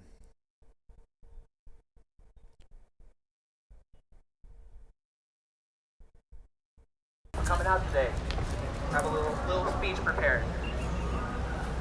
I was only 8 years old when the towers fell. I remember the panicked look on my teacher's face, being sent home from school early, and watching fear and bloodlust spread through our culture. As I grew up, I questioned why we attacked Iraq. I watched the war on terror slowly erode our civil liberties at home. I protested the bombing of Libya, a once prosperous country completely destroyed. I protested the invasion of Syria, military operations across Africa, and the ongoing genocide in Yemen. Out of confusion and anger, I threw myself into the subject. Decades of research and reading, some of which was authored by individuals who will be speaking here today, and it led me towards a deeper truth. For to touch them, they can be counted and measured, and occasionally the media will even acknowledge their existence. It's what goes unmentioned that matters the most. We don't discuss the countless black operations across the world, the assassinations, the funding and creating of terror organizations, manipulations of government and proxy wars that create the environment of hatred, violence that justified these wars. It will justify future wars. We don't discuss the economic warfare, sanctions that do nothing more than starve the poor, aid programs that prop up warlords and puppet regimes, predatory loans and state-sponsored corporate warfare that capture the wealth of nations. We ignore the environmental destruction. 900 Superfund sites, defined as a location that's almost impossible to rehabilitate, are directly contributed to the U.S. military. 59 million tons of CO2, 750,000 tons of toxic waste. Soil polluted with depleted uranium, air filled with burning oil, and rivers choked with diesel. Don't you dare mention the traitors, the individuals who had the audacity to expose these crimes, the leakers, the whistleblowers, and the journalists who dared to ask the hard questions. Their lives are now ruined, slandered with labels such as traitor, spy, and thief, locked in jail cells for years, all charged with the exclusive crime of exposing crime. I am now 28 years old, and none of these wars have ended. We have in fact expanded them. New theaters, new villains, a never-ending cast, and with no concrete strategy or objective or conclusion in sight. This madness must end. This is a call for unity across all political ideologies, across all of our differences and divisions, to realize the horrors of these wars and bring them to their conclusion. To the environmentalists who are sick of watching the military-industrial complex burn our world, stand up and be heard. To the conservatives who are sick of watching our economy be dragged into the dirt for an empire that no one asked for, stand up and be heard. To the liberty-minded who are sick of watching our civil liberties be crushed and sapped away, all for a war on terror that's done nothing to save us, stand up and be heard. To the progressives who are sick of watching Americans struggle and starve while being told there's nothing we can do, all while we spend trillions billions of dollars on war. To the leftists, who are sick of watching cultures and nations around the world be placed under the boot of empire, their resources stolen, their sovereignty crushed. Stand up and be heard. To the veterans and active duty military, who are sick of being told to fight and die for wars of profit and deceit. Stand up and be heard. I believe the only path forward is unity. What we face is an institution with decades of propaganda, near limitless resources, the support of multi-million-dollar companies, and legions of bought and paid-for policymakers. Alone we are isolated, we are marginalized. Together, hand in hand, we can send a message that cannot be silenced, cannot be jailed, cannot be divided, and cannot be ignored. End the damn wars! Thank you. That was fantastic!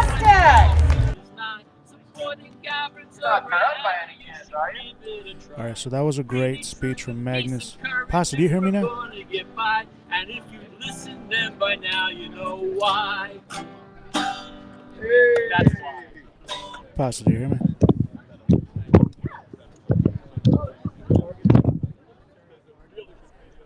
I'm about to kick his ass out.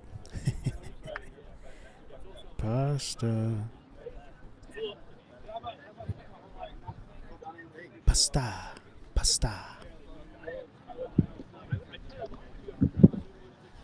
All right, so you're saying this in LA here. Oh shit, what's his name? Our brother here was there.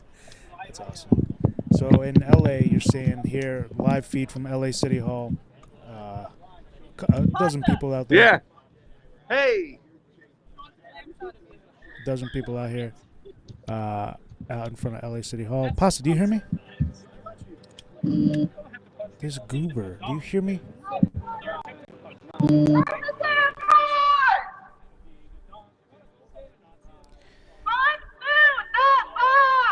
About a dozen people out in LA City Hall out in front.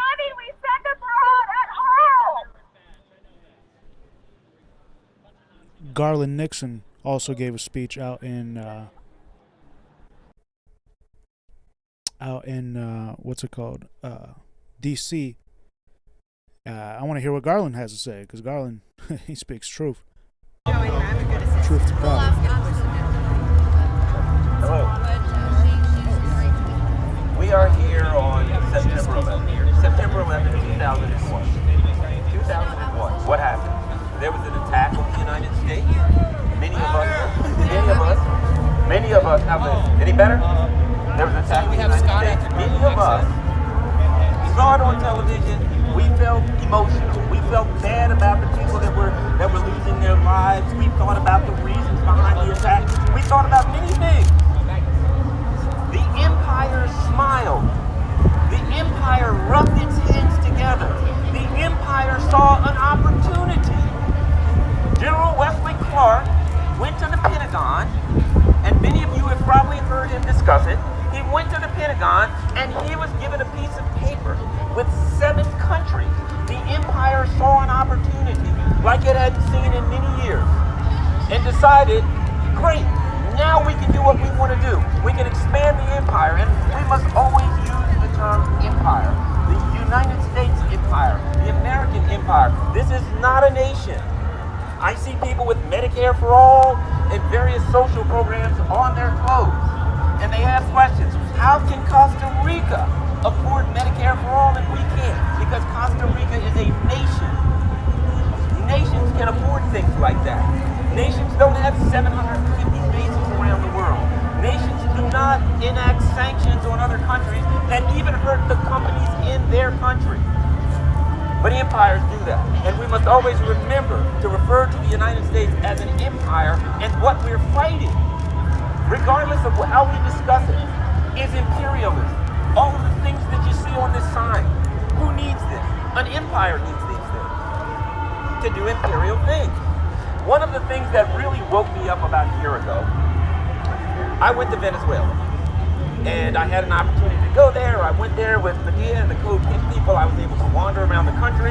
I was able to talk to the people in the country. I was able to look around. And it was eye-opening. To go to a country and see an entire country, an entire nation of innocent people, hungry, desperate, falling apart, to talk to the people in that nation and learn things I had no idea about. I was riding around and I kept seeing these signs of Barack Obama, and they had little devil horns on it, and it said Obama, El Diablo, etc., etc. And I asked the people, what is that? You guys hate Obama. And they explained to me that in 2015 or 2016, he labeled Venezuela like a state sponsor of terrorism. And as a result, basically they couldn't get the necessities that they need. They eat these with pretty much every meal. One part of the staple of their meal is these little corn fritters called, I think, arepas. Arepas, yeah. And because of Obama's designation, the companies that provided that country with the cornmeal couldn't do it anymore, so you had an entire country that was hungry. The stories they told me about walking around, seeing their friends and neighbors put more holes in their belts because everyone was losing weight, because everyone was hungry. That's what an empire does. That's what this empire does. That's why we have to fight it. Keep in mind something. You see the bombs dropping, you read about the drones. What you don't read about is the countries that can't get medicine for diabetics. They can't get medicine for people who have diseases that are easily treatable. And tens of thousands and hundreds of thousands of people die because of the sanctions. Probably we kill more people with sanctions than we do with actual bombs and missiles. So if you take away anything from what I have and what I'm saying today, two things. Number one, we got to stop the sanctions. And number two, and this is a big one, free Julian Assange! Free Julian Assange! Let me hear it. Free Julian Assange! Free Julian Assange! And lastly, end the damn wars! End the damn wars! End the damn wars! Thank you so much. Andrew, you're next. Andrew, you're up next. Sorry.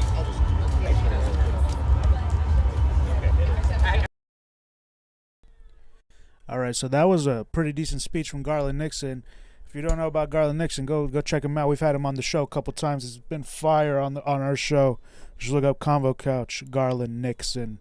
And yes, that was Garland Nixon. It looks like Fiorella was up in Sacramento with Steve Poikonen on Slow News Day a few minutes ago. So we're going to watch this a little bit. I just want to see what they say. It's hot as fuck, Adam, but we got a couple of minutes. Hey, look, everybody! It's Fiorella Isabel from the Convo Couch. Guys, you're so bright. That's why I'm gonna keep these on. So, Steve, can I ask a question? Have you ran into any socialists, any communists, any leftists besides me and a couple of people over here?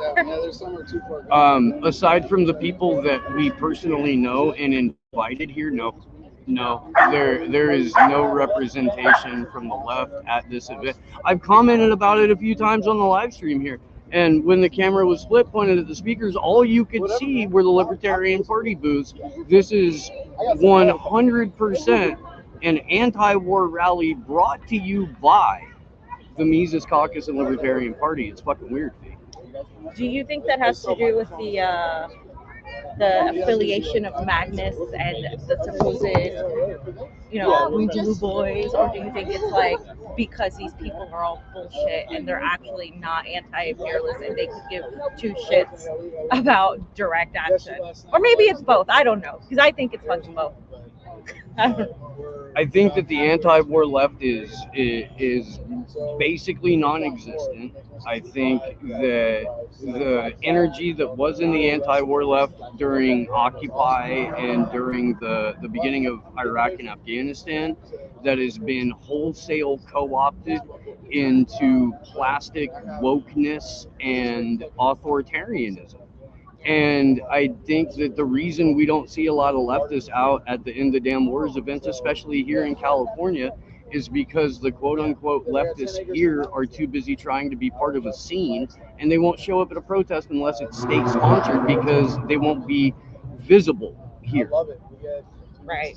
And I think it's also just part of the whole divide that we have right now too. Like, you know, a lot of us here are extremely critical of the way this quote unquote pandemic has been handled.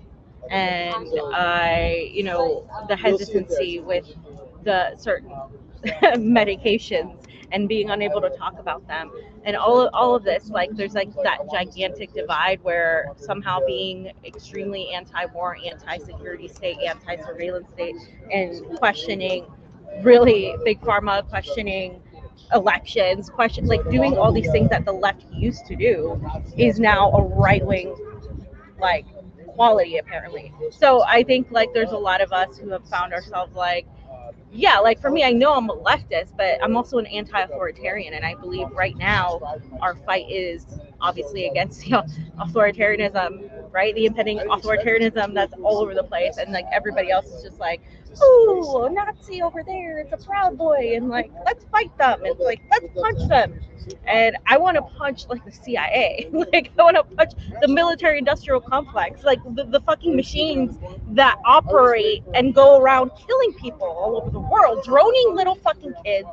I mean, for me, that's the enemy, the power structure, not some fucking idiot who I disagree with ideologically.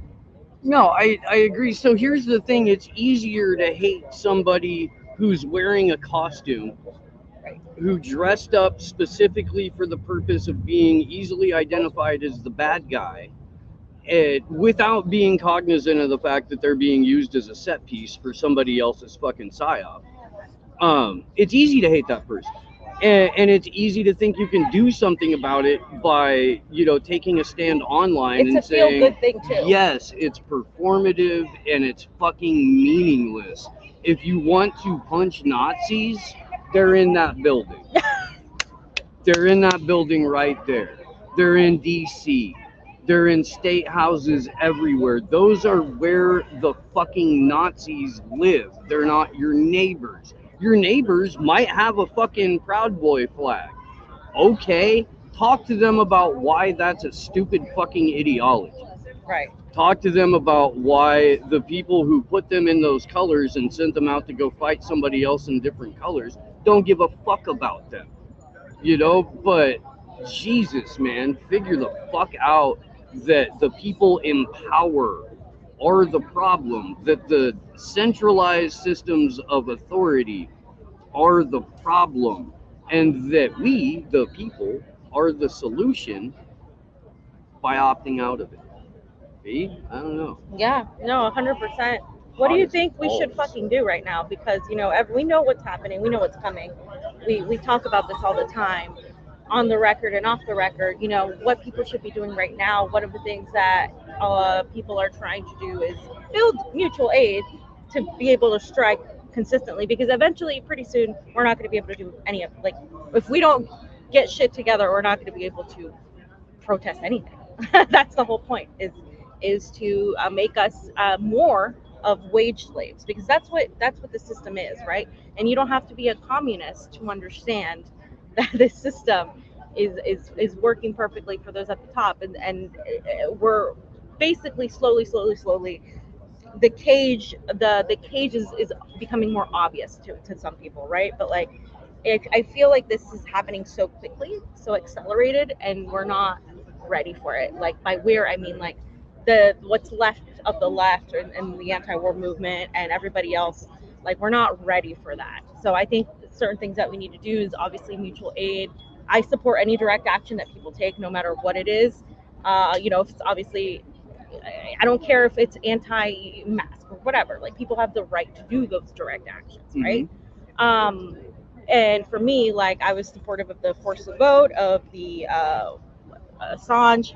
And of course, now there's a general strike movement. But for a general strike movement, you kind of need to have mutual aid, and you can't, and it has to be inclusive of the working class. And the working class isn't just going to include people you agree with ideologically 100%. Like it's just not. That's ridiculous.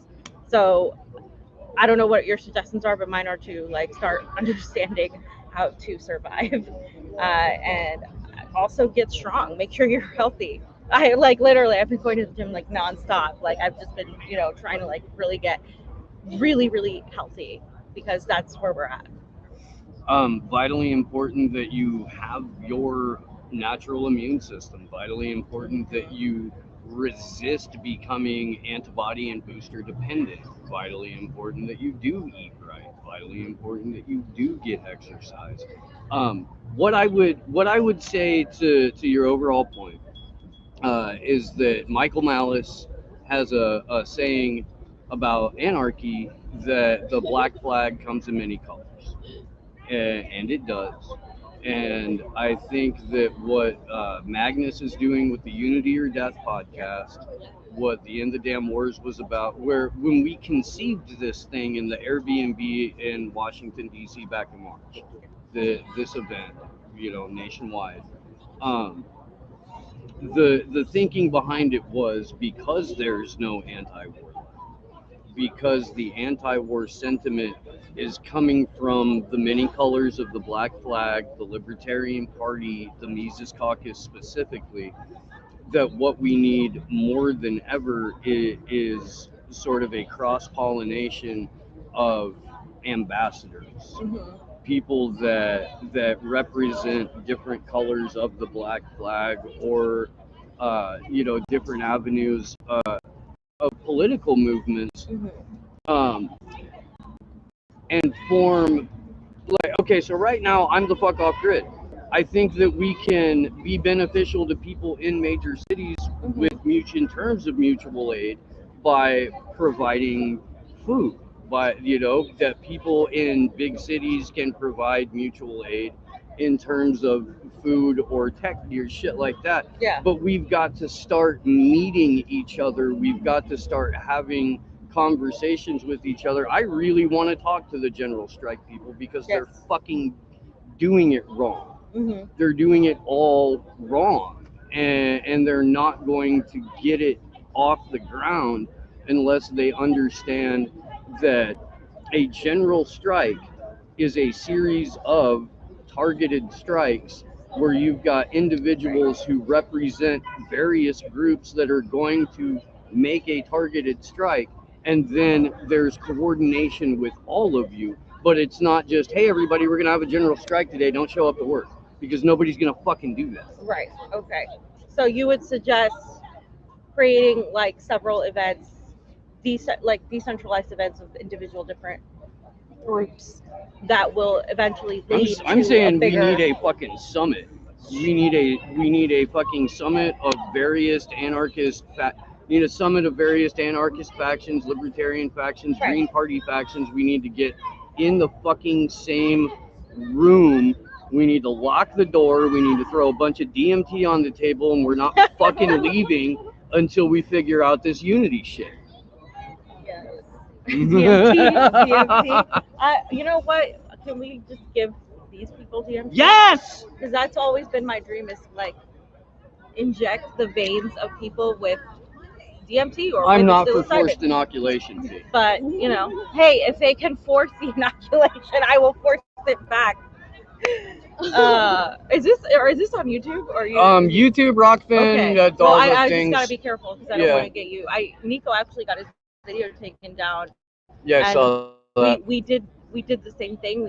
We talked about Biden and his speech about mandates, and so we were really careful, but we still did it, and I'm kind of like iffy with that. But it's like we know it's coming. We're completely demonetized still. Notice who gets demonetized. Go watch Sir Rokfin. There's a reason for that. There's a reason for the people who get demonetized. I'm just throwing it out there. I mean, I wish I could talk more about what's been happening, but it's crazy to me. And I know we talked about this ad nauseum, but like it's almost like mass hypnosis. And I saw your episode on that. It's like these people who I have literally let like sleep in my home, like who I've walked with, protested with, are now like cheering for the death of the unvaccinated, right? Yeah. So it's like, what the hell is wrong? You have turned into the thing you hate, and it's like they don't see what's happening. And I feel like these people need a wake-up call, but I don't know how to do that, because if a quote-unquote pandemic didn't do it, then what can, right? Like this is like, I just feel like it's a bunch of zombies, but not the type of zombie apocalypse that we envision. It's like just people just having complete, total like psychosis, like a mental breakdown of sorts. I don't know what to call it. Like it's not rational. There's no logic in it. It's all emotion. And not saying that we shouldn't have emotion. That's what makes us human. But it's like in these cases, it's like an emotion with no direction. It's dangerous. It's fascistic. It's I applaud the people who have been talking about COVID, you know, all the people on Rokfin, the Whitney Webbs, Burmans, and all of these people. But like, you know, now that it's getting a little bit more mainstream to talk about certain medications, now it's like, okay, like we need you to step it up now. You know, I said, if you're a journalist, if you're a commentator, you're not commenting or writing or speaking about what's happening right now with these mandates and the soon-to-be passports. I mean, you saw the WHO plan, the little wonderful PDF they put out. I mean, they're literally telling you what the plan is, and people are still like, no, that it's just the private sector. Like, remember when you were talking about this, and we were like, and I mentioned it to a couple of friends that have shows, and they were like, no, it's gonna be in the private sector. It's just gonna stay there. And I was like, we live in a fucking oligarchy. Like, there is no separation. No, and that's something that people need to take with them, is that when you have rule by oligarch, that's oligarch and the rest of us. And if you are confused as to whether or not you may be an oligarch. Hello. Hi. Hey, Marie, how you doing? I'm doing great. I'm really tired, but so good. All right, ladies and gentlemen, the Convo Couch has gotten the infamous Marie Fonseca, and she's live on the ground in Washington, D.C. Your hair looks amazing. I'm actually here outside of the White House. Okay, great. Did Joe hear you guys? I was watching News to Sharon Franco's live streams, but they cut it when you guys got there. Okay, so they blocked the White House so that we couldn't get up to it, and then as soon as everything ended, they finally opened the gates so that people could get in. Really? But they blocked us. We couldn't go close. Okay, so you're like pretty close then right now. I mean, I could walk up there, but there's a lot of people up there chanting and stuff. Oh, really? Our group the group's pretty much gone. Everybody's like starving. You know, they've been there since 10 o'clock this morning. Yeah, it's been a 3-hour march, right? Well, 10 o'clock this morning we set up, and then started around 12. And then I guess it was around, I don't even know what time, and we marched over here. But that was a long walk for an old lady, let me tell you. What are you talking about? You look young and young. So we had some really amazing things happen today. One thing that I was like a huge surprise. So, you know, they all like to attack Magnus, you know, online. Yes. And so that's like the big thing of how they're opposing this is by, I'm going to go sit down. They're opposing this by attacking him and saying that, you know, basically we're all boogaloo, whatever. And it is what it is. Who gives a shit? But Medea Benjamin showed up. Yeah, I saw that. And when she got there, I talked to her, and she was like, I was like, oh, you know, would you be willing to speak and this and that? And then she said, well, I just need to know what's going on here, because I was told that this was being run by white nationalists. And I was like, no, it's not actually. So I introduced her to Magnus. They had a really nice conversation. And then, and she was shocked. She was completely shocked when she met him. And then after she talked to him, then she went ahead and she was the opening speaker for it. Wow. That was amazing. Yeah. So that was very exciting. Garland Nixon did an amazing job on his speech. That was so good. And then I don't know if you did you see Max Blumenthal's live stream? I didn't see his live stream. I saw him speak, though. I saw his speech. Okay, he did a great job at speaking, but then he was also live streaming. And on his live stream, as soon as he finished speaking, he went down and he did a very long interview with Garland Nixon. And on that one, Garland Nixon announced that he's handing in his formal resignation to the ACLU because he's opposed to their mandate stance. Wow. Yeah. Wow, that's amazing, big. right? No, yeah, that's big. That's big. I wanted to ask you about kind of like what happened on the ground. So while the speeches were going on, I was hearing in the background like some music and some other chanting going on. Was there another so event? what was going on? So they said originally, they told the organizers, Kimber and Andrew and Magnus, they did such a, I am so impressed with what they have done. It's amazing. We had a police escort to march through Washington, D.C. We stood in front of the FBI and chanted, "Fuck the FBI." That is magical, okay? And we had a police escort to do it. So that was great. But, so they said to them that they could have a permit for that specific park and that there was nothing else going on. And then it turns out there was like a huge, it was called like Fiesta DC or something. It was like some kind of event for Latinos or something. I don't totally know because I was busy doing this, but it was music. But it was amazing because every time our speakers were going, like they would be pretty quiet, and then all of a sudden, as soon as our speakers would start, they would turn up their music. So that was kind of wild. No, yeah, that's kind of interesting. It's funny every time Andrew says they hold a Assange rally. There's always happens to be another rally that pops up at the same time. Okay, so there was another rally or an event going on. It wasn't a rally. It was like a street festival. There was like vendors with food. There was like I think somebody had arepas, somebody had tacos, shit like that. Yeah. And then there was like like smoothies, whatever. There was like all these different different vendors, and then they had a stage where they had like a DJ or something. I don't totally know if it was live music. I doubt it. I think it was like a DJ. Yeah, so it was great. It was more of like a party. Yeah, so it was great watching all y'all march. Very brave, very courageous, and yelling "Abolish the CIA, defund the Pentagon."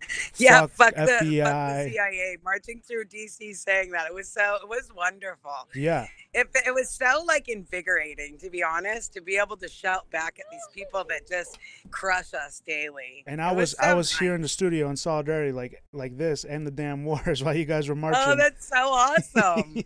I haven't got to see any of the streams yet because I was like because I'm loud, so I kind of was like the MC.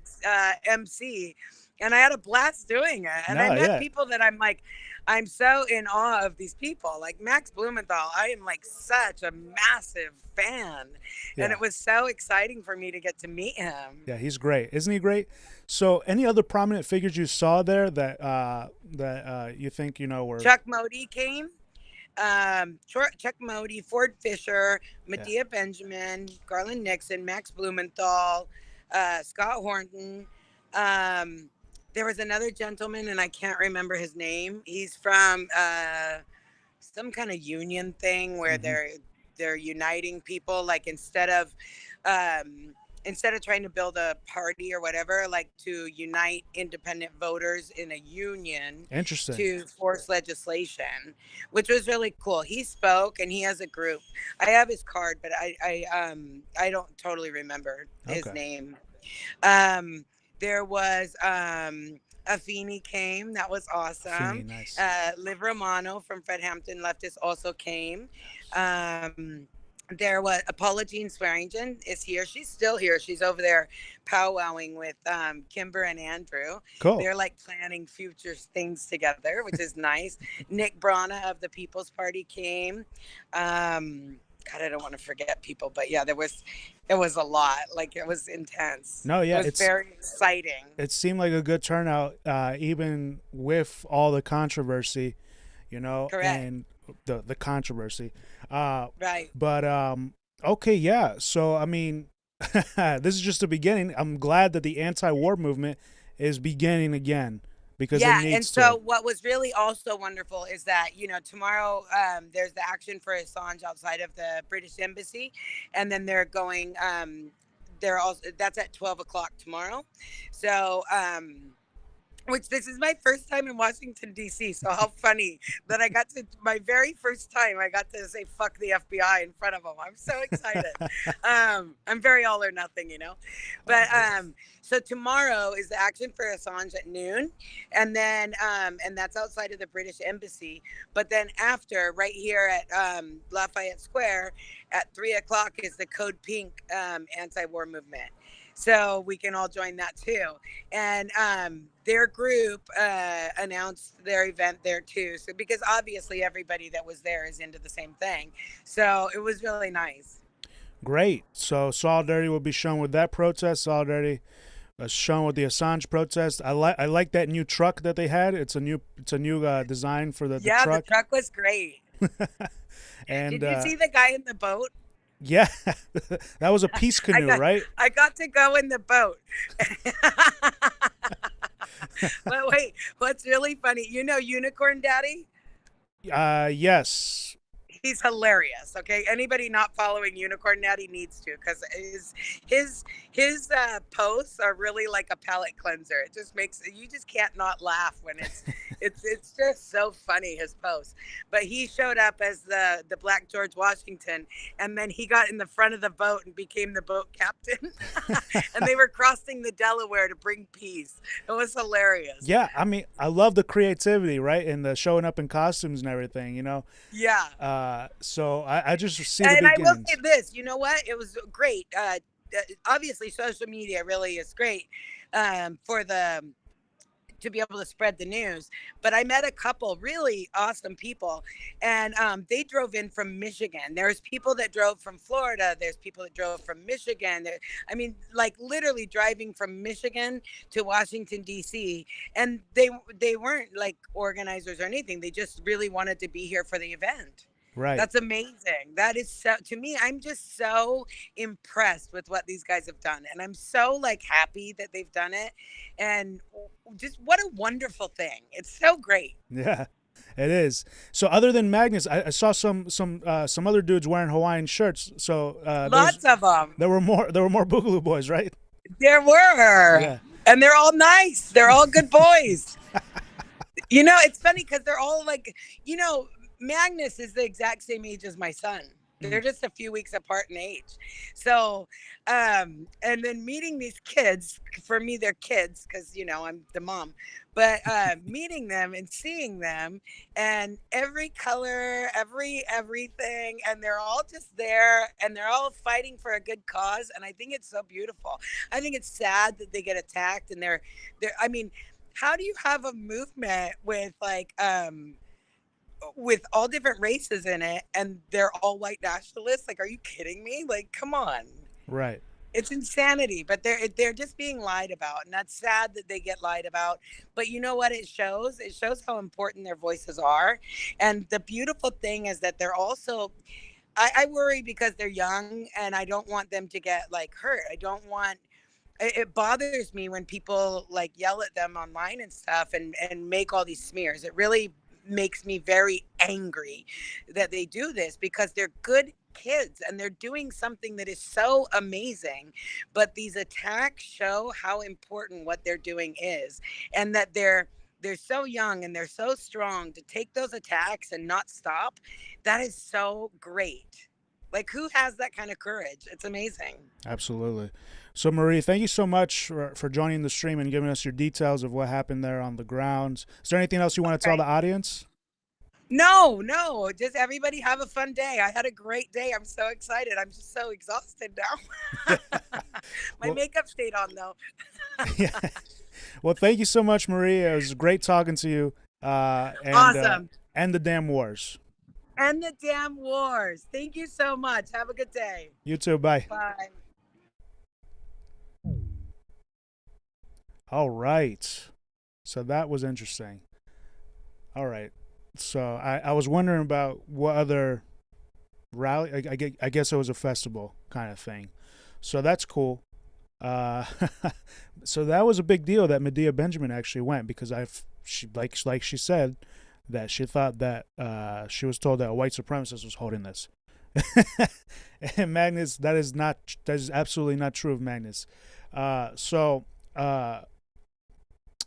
I wanted to do was try and get Fiorella in here to tell me what's going on in Sacramento and show me a little bit of Sacramento. For now, while I do that, I'm going to let you guys watch Slow News Day stream while I do that, except I don't know what they're doing. Okay, I think they might be off. So they might be off. Okay, so I'm the only last streamer. Let me give Fee a call. We'll be right back.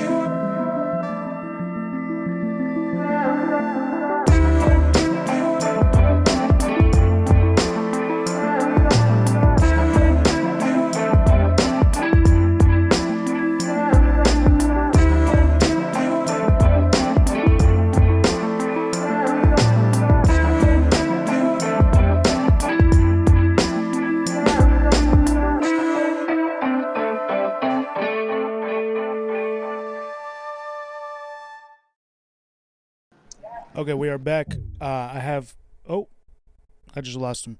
I had Pasta on the line here in a second. While he's getting that back up, give me a second here. It looks like Sacramento's done. DC's done. I'm not sure about Fort Lauderdale. I heard they were blocking cars to get into that protest. Denver was going on, but I don't have any contacts in Denver. So there's that. But Fee did go to Sacramento. She sent a couple photos. I'm going to show you these photos. So there's the capital of California, Sacramento, and there's quite a few people out there for the End the Damn Wars protest, and a majority of them were libertarian.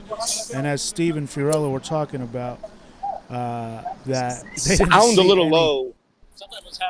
They didn't see any other leftists out there. And yeah, but you can see that outside the Capitol. That's wonderful. Fee and Pasta were there years ago to end fracking when Jerry Brown was in as governor, and now Newsom's governor. He continued to fracking, and now I have Pasta. Where are you going? I have pasta. Go to Johnny's. Go home first. There's bolognese there. Yeah, pasta made some dank bolognese. Rigatoni bolognese. Rigatoni. Oh, it's Ungie. All right. Ungie! All right, you're on the stream. I don't want to leave Johnny without a car. Oh, you're fine. I want to go hang out with Ungie, but I don't want to leave you without a car. No, you're good. Go. I love you, Ungie. If Appalachian State is plus 9.5, give me him. Oh, did I say that on camera? I didn't mean to say that. I didn't mean to say that live. Oops. All right, Pasta, you're here. So you're a little bit low, though, Johnny. Every single time I'm listening to the Jitsi, it sounds very low. You hear me? Still low.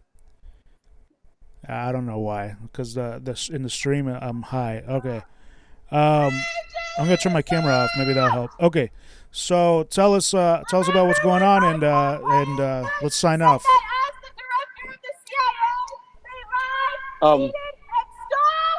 I'm so sorry. Can you repeat that question? I got Glory Jones with a megaphone behind me. I said, tell us what's going on, and let's sign off. Yo, man, come on over here, dog. We're in the shade for a reason. I know, that's what I was Get over here. Look at the camera over here. Turn around. Oh my God. Look at who it is over here, man. Don't worry about it. Ian, another Worldviews Possibles here today. It's got his signs on up. Hey, someone was nice enough to make you a sign. I'm here to hold it. And my man over here, brother. Good to see you, dude. He's over here. Seven's right here. Johnny 7 in the house. What's up, brother? Hey. Don't know you. I forgot your name. In the house. Glory Jones. More people. Eric. What's up? Look who it is. The guy we dubbed him Ivermectin Eric. First time not wearing a shirt and stuff. But anyways, man. Yeah, there's a few people out here today. A few libertarians, a couple socialists. You know, free Assange people, Dan Nauman. There's about 12 people. Ungie was out here for about 20 minutes, but the sun got to him. He played some songs. Ian rolled up, you know. Wife of an aspiring novelist. Yes.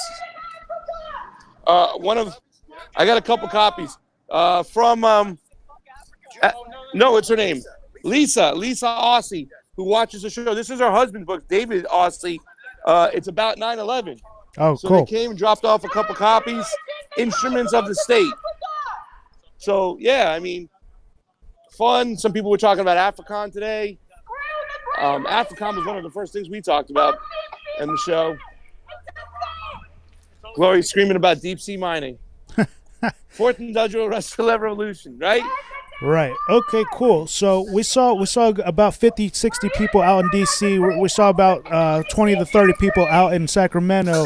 And we got about 12 people out here. I have no reports from Fort Lauderdale or Denver, but it seems like the anti-war movement is starting again. Give us your thoughts on that, and let's sign off. So I heard that you had like 30 people you said out in Sacramento, about 12 over here. And then Glory was screaming. What did you want to hear my opinions about? The anti-war movement is starting again. The anti-war movement is starting again. Well, you know, we hope it is, really, to tell you the truth. I don't know. You know what I'm saying? Like, you know, like to see a little bit more organizations. Obviously, the Convo Couch was supposed to be in D.C.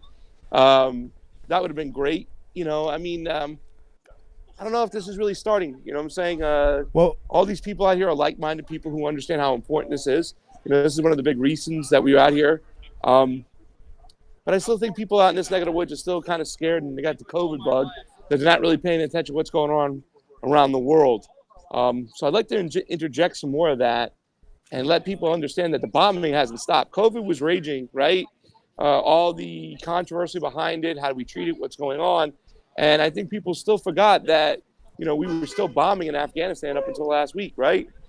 And then people start going, oh, we're ending the war, that money in Afghanistan, we can bring it home. But yet then you got Joe Biden, you know, takes the money and then he starts bombing what? Somalia. So, you know, I hope it is a mechanism to get the thing started again, Johnny. I really do. But we still have to wait and see.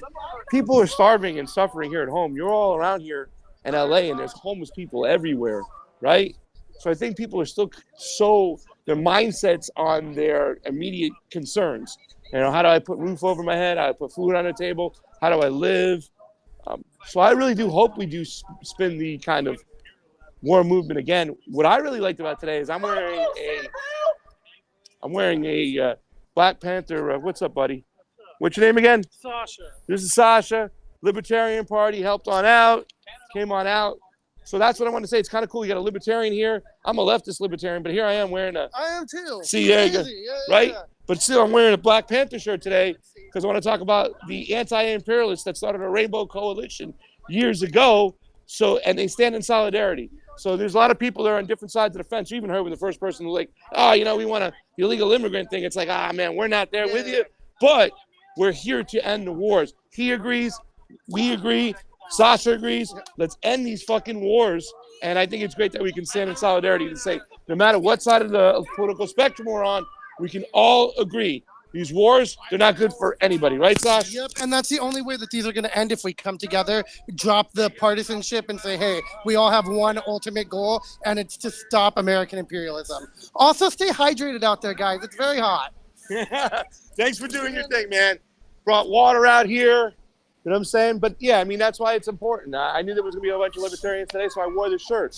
Even though, I'm not part of the Libertarian Party, but you know how we are, Johnny. You know, you know why we follow these guys, the anti-imperialists that they are. Fred Hampton, the whole crew. You know, Martin Luther King Jr. when he became an anti-imperialist, when his message became more about that, they killed his ass. They're like, we're not letting you bring people together. We're not letting you to bring light on what the empire is doing outside our borders. You need to shut up about that. So it was a great way to start today. You know, I'm glad I came on out. I'm glad I saw some people, and hopefully we'll just keep up in the movement. Get over here, Gloria. Get over here. Put this in. Johnny wants to speak to you. Go. Johnny! Show him your sign and speak to them. All right, hold up. I can't hear what y'all are saying. Hey, great job, Corey. Thanks. All right, so let me show y'all my sign. I don't know if you can read it. I can't even hear you guys. It says, if violence is wrong in America, violence is wrong abroad. Malcolm X. Okay. Can you see this side? We won't let you win, blood-sucking warmongers. Yes. That's my thing, man. So yeah, we've been out here. It's hot as fuck, but we're here. I still have somewhat of a voice left, so yeah. We've been yelling at people. We got some honks. There was like a group of 3 girls that came by. They were like in masks, but they were really interested in what we were doing. I had a great conversation with one of them, and another one of them also went up to talk to the organizers too, and it was really cool. And like we've had people coming up and showing interest and stuff. Cool. That's awesome. Are we live? Yes. Oh yes, sir. What's good, chat? Okay. Yeah, I'm trying to think of what else. You know, gave some shout outs to Julian Assange, of course. The police are out there, right? Yeah. They're just kind of like over there at the City Hall fence. Yeah, and they're just like driving around and stuff. And like every once in a while you'll hear a siren and it's like, okay, yeah, whatever. But yeah, gave some shout outs to Commander X too, because you know, one thing I've been shouting a lot here is fund food, not bombs. Yes. So, you know, someone who defended food, not bombs was Commander X, and he's in prison now. So yes. Extradited from Mexico. But kidnapped. Yeah, I'm trying to think of what else to say. So we were just I was just talking to Marie Fonseca, and she told me that Medea Benjamin actually came out to the protest out there in D.C. and actually showed solidarity. All right. She just at first she went to see what's up because someone told her that a white supremacist was holding the rally in D.C. And then she talked to Magnus, and they had a good conversation. So then she became a speaker there. So isn't that interesting? I'll say something about that. if you got a problem with the organizers of one of these protests, of one of these End the Damn Wars protests, grow a pair of fucking balls, okay? Like, do you need me to hold your hand while we go hijack a protest? Or do you need me to kiss your imaginary Nazi wound better? Like, no, fuck that shit. Just come. And if you don't like the organizers, if you don't agree with the organizers are saying, either tell them or hijack the message back, because it's about ending the damn wars. It's that simple. Like, I came here with a bullhorn because I knew I was going to say my shit too. That's why I've been yelling about Food Not Bombs and Commander X and Julian Assange too. And you know what? The organizers have no problem with it. So I think that's fucking dope. So, like, if you got a problem with the organizers of an End the Damn Wars event, then suck it up. Well, that's what Medea did, and she actually became a speaker and was speaking with the anti-war. So big up to Medea for coming, for taking that jump and doing that, okay? Yeah. Well, you know, she's lived long. She's a lot older. So, okay, great. So, Glory, I mean, there was a lot of people out there in D.C. It was a decent amount. It was like 50 to 60. I see like 20, 30, 40 almost in Sacramento. Did you hear anything from Fort Lauderdale at all? All I heard was that Niko told me that they were blocking the entrances to get to the protest. I honestly haven't heard anything from Fort Lauderdale, just like what you said, just Niko did, because I turned my phone off once I got here. So, but okay. I mean, I can always check in social media. Yeah. I mean, there might be, unless if the thing is, the problem with Miami and Fort Lauderdale is they engage in a shit ton of signal jamming. So it's like. So it's always iffy as to whether you'll actually be able to hear about a protest, while it's happening on social media.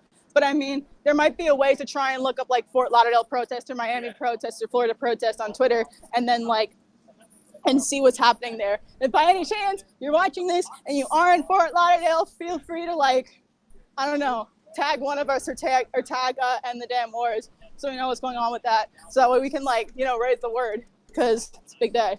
So yeah. All right. Well, thank you so much, Glory. Anything else you want to tell the chat audience? Free Julian Assange. We have the truth on our side, because I'll say this, for all the freaking 9/11 propaganda I heard on the radio this morning and at the corner store this morning, for all the 9/11 propaganda I was hearing, when we got here and people heard End the Damn Wars, they were cheering that on. They were supporting that. So regardless, if you just come out here with a message that people wouldn't agree with, and something as simple as End the Damn Wars, it doesn't matter, because even on 9/11, we're able to get people supporting us. No one's offended by us saying End the Damn Wars on 9/11. That should be a good sign. So yes, let's go. Hasta siempre. Comandante. Che Guevara. Okay. All right. Get Pasta back on. We're going to sign off. Pasta. Johnny wants to sign off. Let me sign off. Give me that. No. Just kidding. Give me this. Go. Take your bullhorn and go play. Go take your bullhorn and play, Glory. There she goes. We're going to leave soon. All right. Anything else you want to tell the audience, Pasta? Don't yell in my ear. Glory's here. So anything else you want to tell the audience? Hi, cutie. No, listen, audience. Thank you so much for joining in, Johnny. Thank you so much for engineering this. Hopefully we got some peeps from around the States doing what they do. And, man, I mean, yeah, it's just, End the Damn War since 9/11. The one thing I do want to talk about, though, it is kind of crazy, too, because, I was around for 9/11. I lost my cousin in the building. My sister was a couple blocks away. She had to walk over the Brooklyn Bridge to go back home. It was crazy times. And even back then, Johnny, I was all about we got to do something. We got to go in there. I don't give a shit. Where's Osama bin Laden? We got to go get him. I think the nationalism that was there was so scary. I think it was a 90% approval rating from people to go into Afghanistan. But little did we know we'd be ending up in this place that we are today, where we have to be 21 years later and we have to be screaming that we need to end the damn wars, because that situation, that event that happened kind of set a domino effect of allowing the United States security apparatus not only just kind of go everywhere and set the Middle East on fire, war after war after war after war after war, but it was also the fact that now they took away our civil liberties, right? They took away our speech. Right now, they got everybody so divided while they're entering this mass censorship. And it all started 21 years ago today on 9/11. So as we look at this thing, we have to look at the macro situation, what's going on. I know people can watch, and I have a lot of my Republican friends back in Florida, and they'll put up pictures of the Twin Towers, and it says never forget. And they kind of use that as a reason to justify war, for vengeance, for the United States to go after these. We're going to get them over there so they don't attack us over here. And if you're either with us or you're with the terrorists, it's bottom line. They have that mentality and they adapt that because they see the horrors of what happened of 9/11. And it was horrific things. People dropping from the top of the buildings. Obviously, 2 fucking airliners going into buildings. Building 7, we don't talk about that. But those are the things that make you think and say, hey, man, I mean, I'm not trying to talk conspiracy theory, but with the events of 9/11, 21 years ago today, it allowed the military-industrial complex, big tech, to take over our lives. They took all our money, all our resources, and they used them for bombs to kill people in Afghanistan and Libya and Somalia, in Iraq, in Syria. It goes on and on. We fund Israel and what they do to the Palestinians. It's disgusting. We fund the Saudi Arabians and what they do to Yemen. It's disgusting.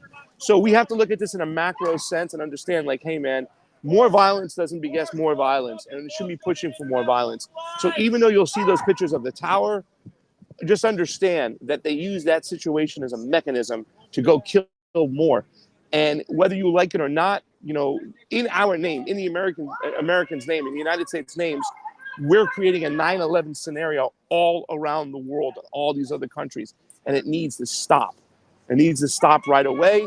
And I hope to God that we can really build a movement here and understand what's going on. This is why the Convo Couch is going to continue to follow imperialism and foreign policy all the time, because we want to stop this. This is disgusting. And war is disgusting. And like American troops, Johnny, they're being used as pawns, right?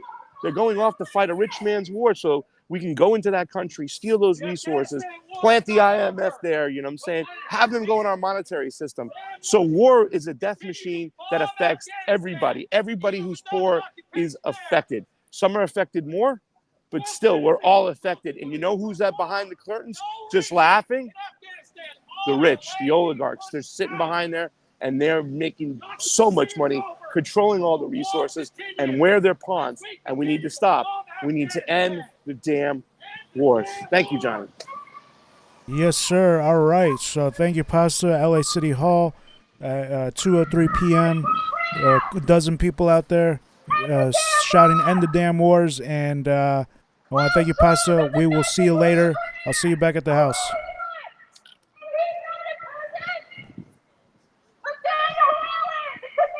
Love you, brother. Peace out, brother. Love you too.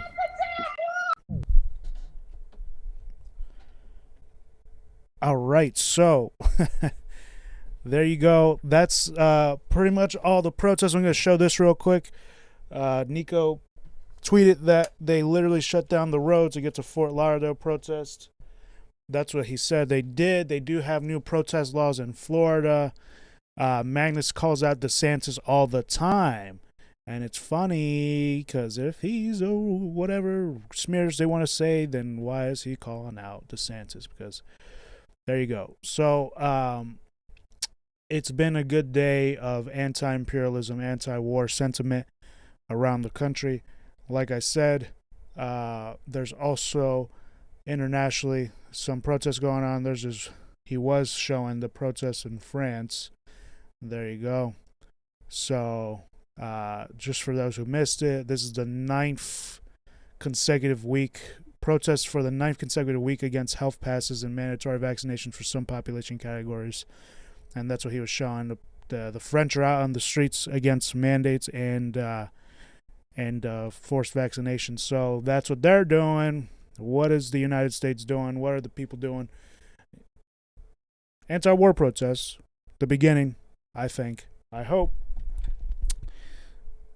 There's going to be more events going on. Sunday, looks like there's Code Pink is going to have a protest as well in the same spot that they just were today. So I think everybody's going to go show solidarity with that. And with that, ladies and gentlemen, and my non-binary folks as well, this is the Convo Couch. Johnny, anti-imperialist Jonathan Mayorga. End the damn wars.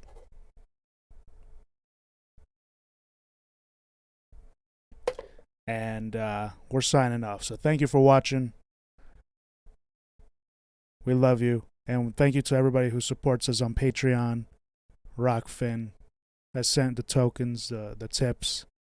Thank you so much. Actually, I forgot to Bubblegum Douche, thank you so much. Ben Smith, thank you so much. He said thank you. Teresa Alland, again, and then off in the morning today before the live stream. Dr. DHP, thank you so much.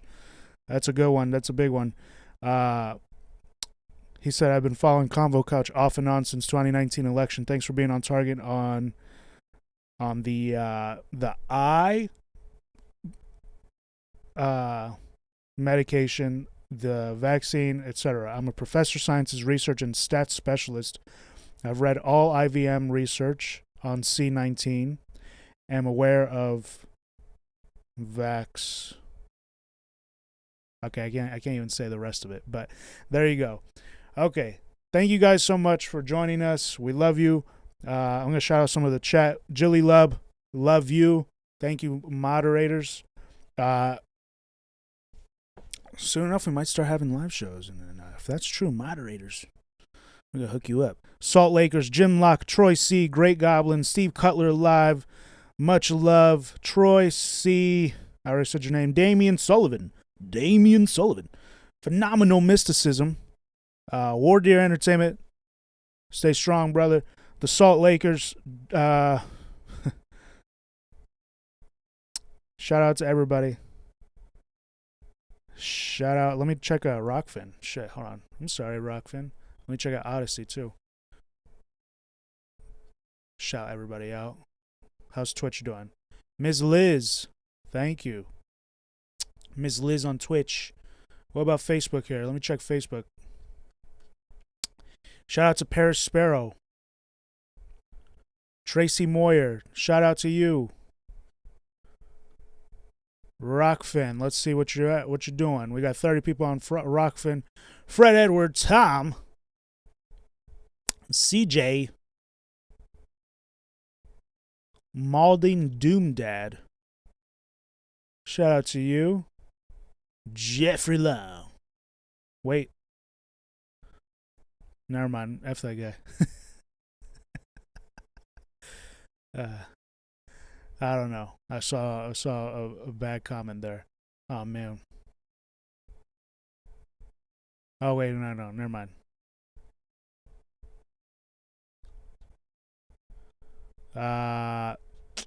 Shout out to our fams in the chats. Odyssey, let's see where you're at. Radicalized Ryan, what's up? JD, what's up? Okay. All right. That's it. Thank you so much, chat. Fuck censorship. Fuck the CIA. Fuck the FBI. End the damn wars. Defund the Pentagon. Get your anti-imperialist shirts at the convocouch.store. We're going to come out with some new gear here soon. I don't know if you guys have been checking this store out. The convocouch.store. You can grab your swagger on there. Welcome to the clothing revolution. Defund the Pentagon. So we got some defund the Pentagon, abolish the CIA, cheap prices. Just want to get this message out there. Like if you're going to wear a shirt with anything on there, it should be something cool, right? All my vegans out there, shout out to you. Imagine going into wholesale foods with that. And then I have my exclusive anti-imperialist design here. Anti-imperialist.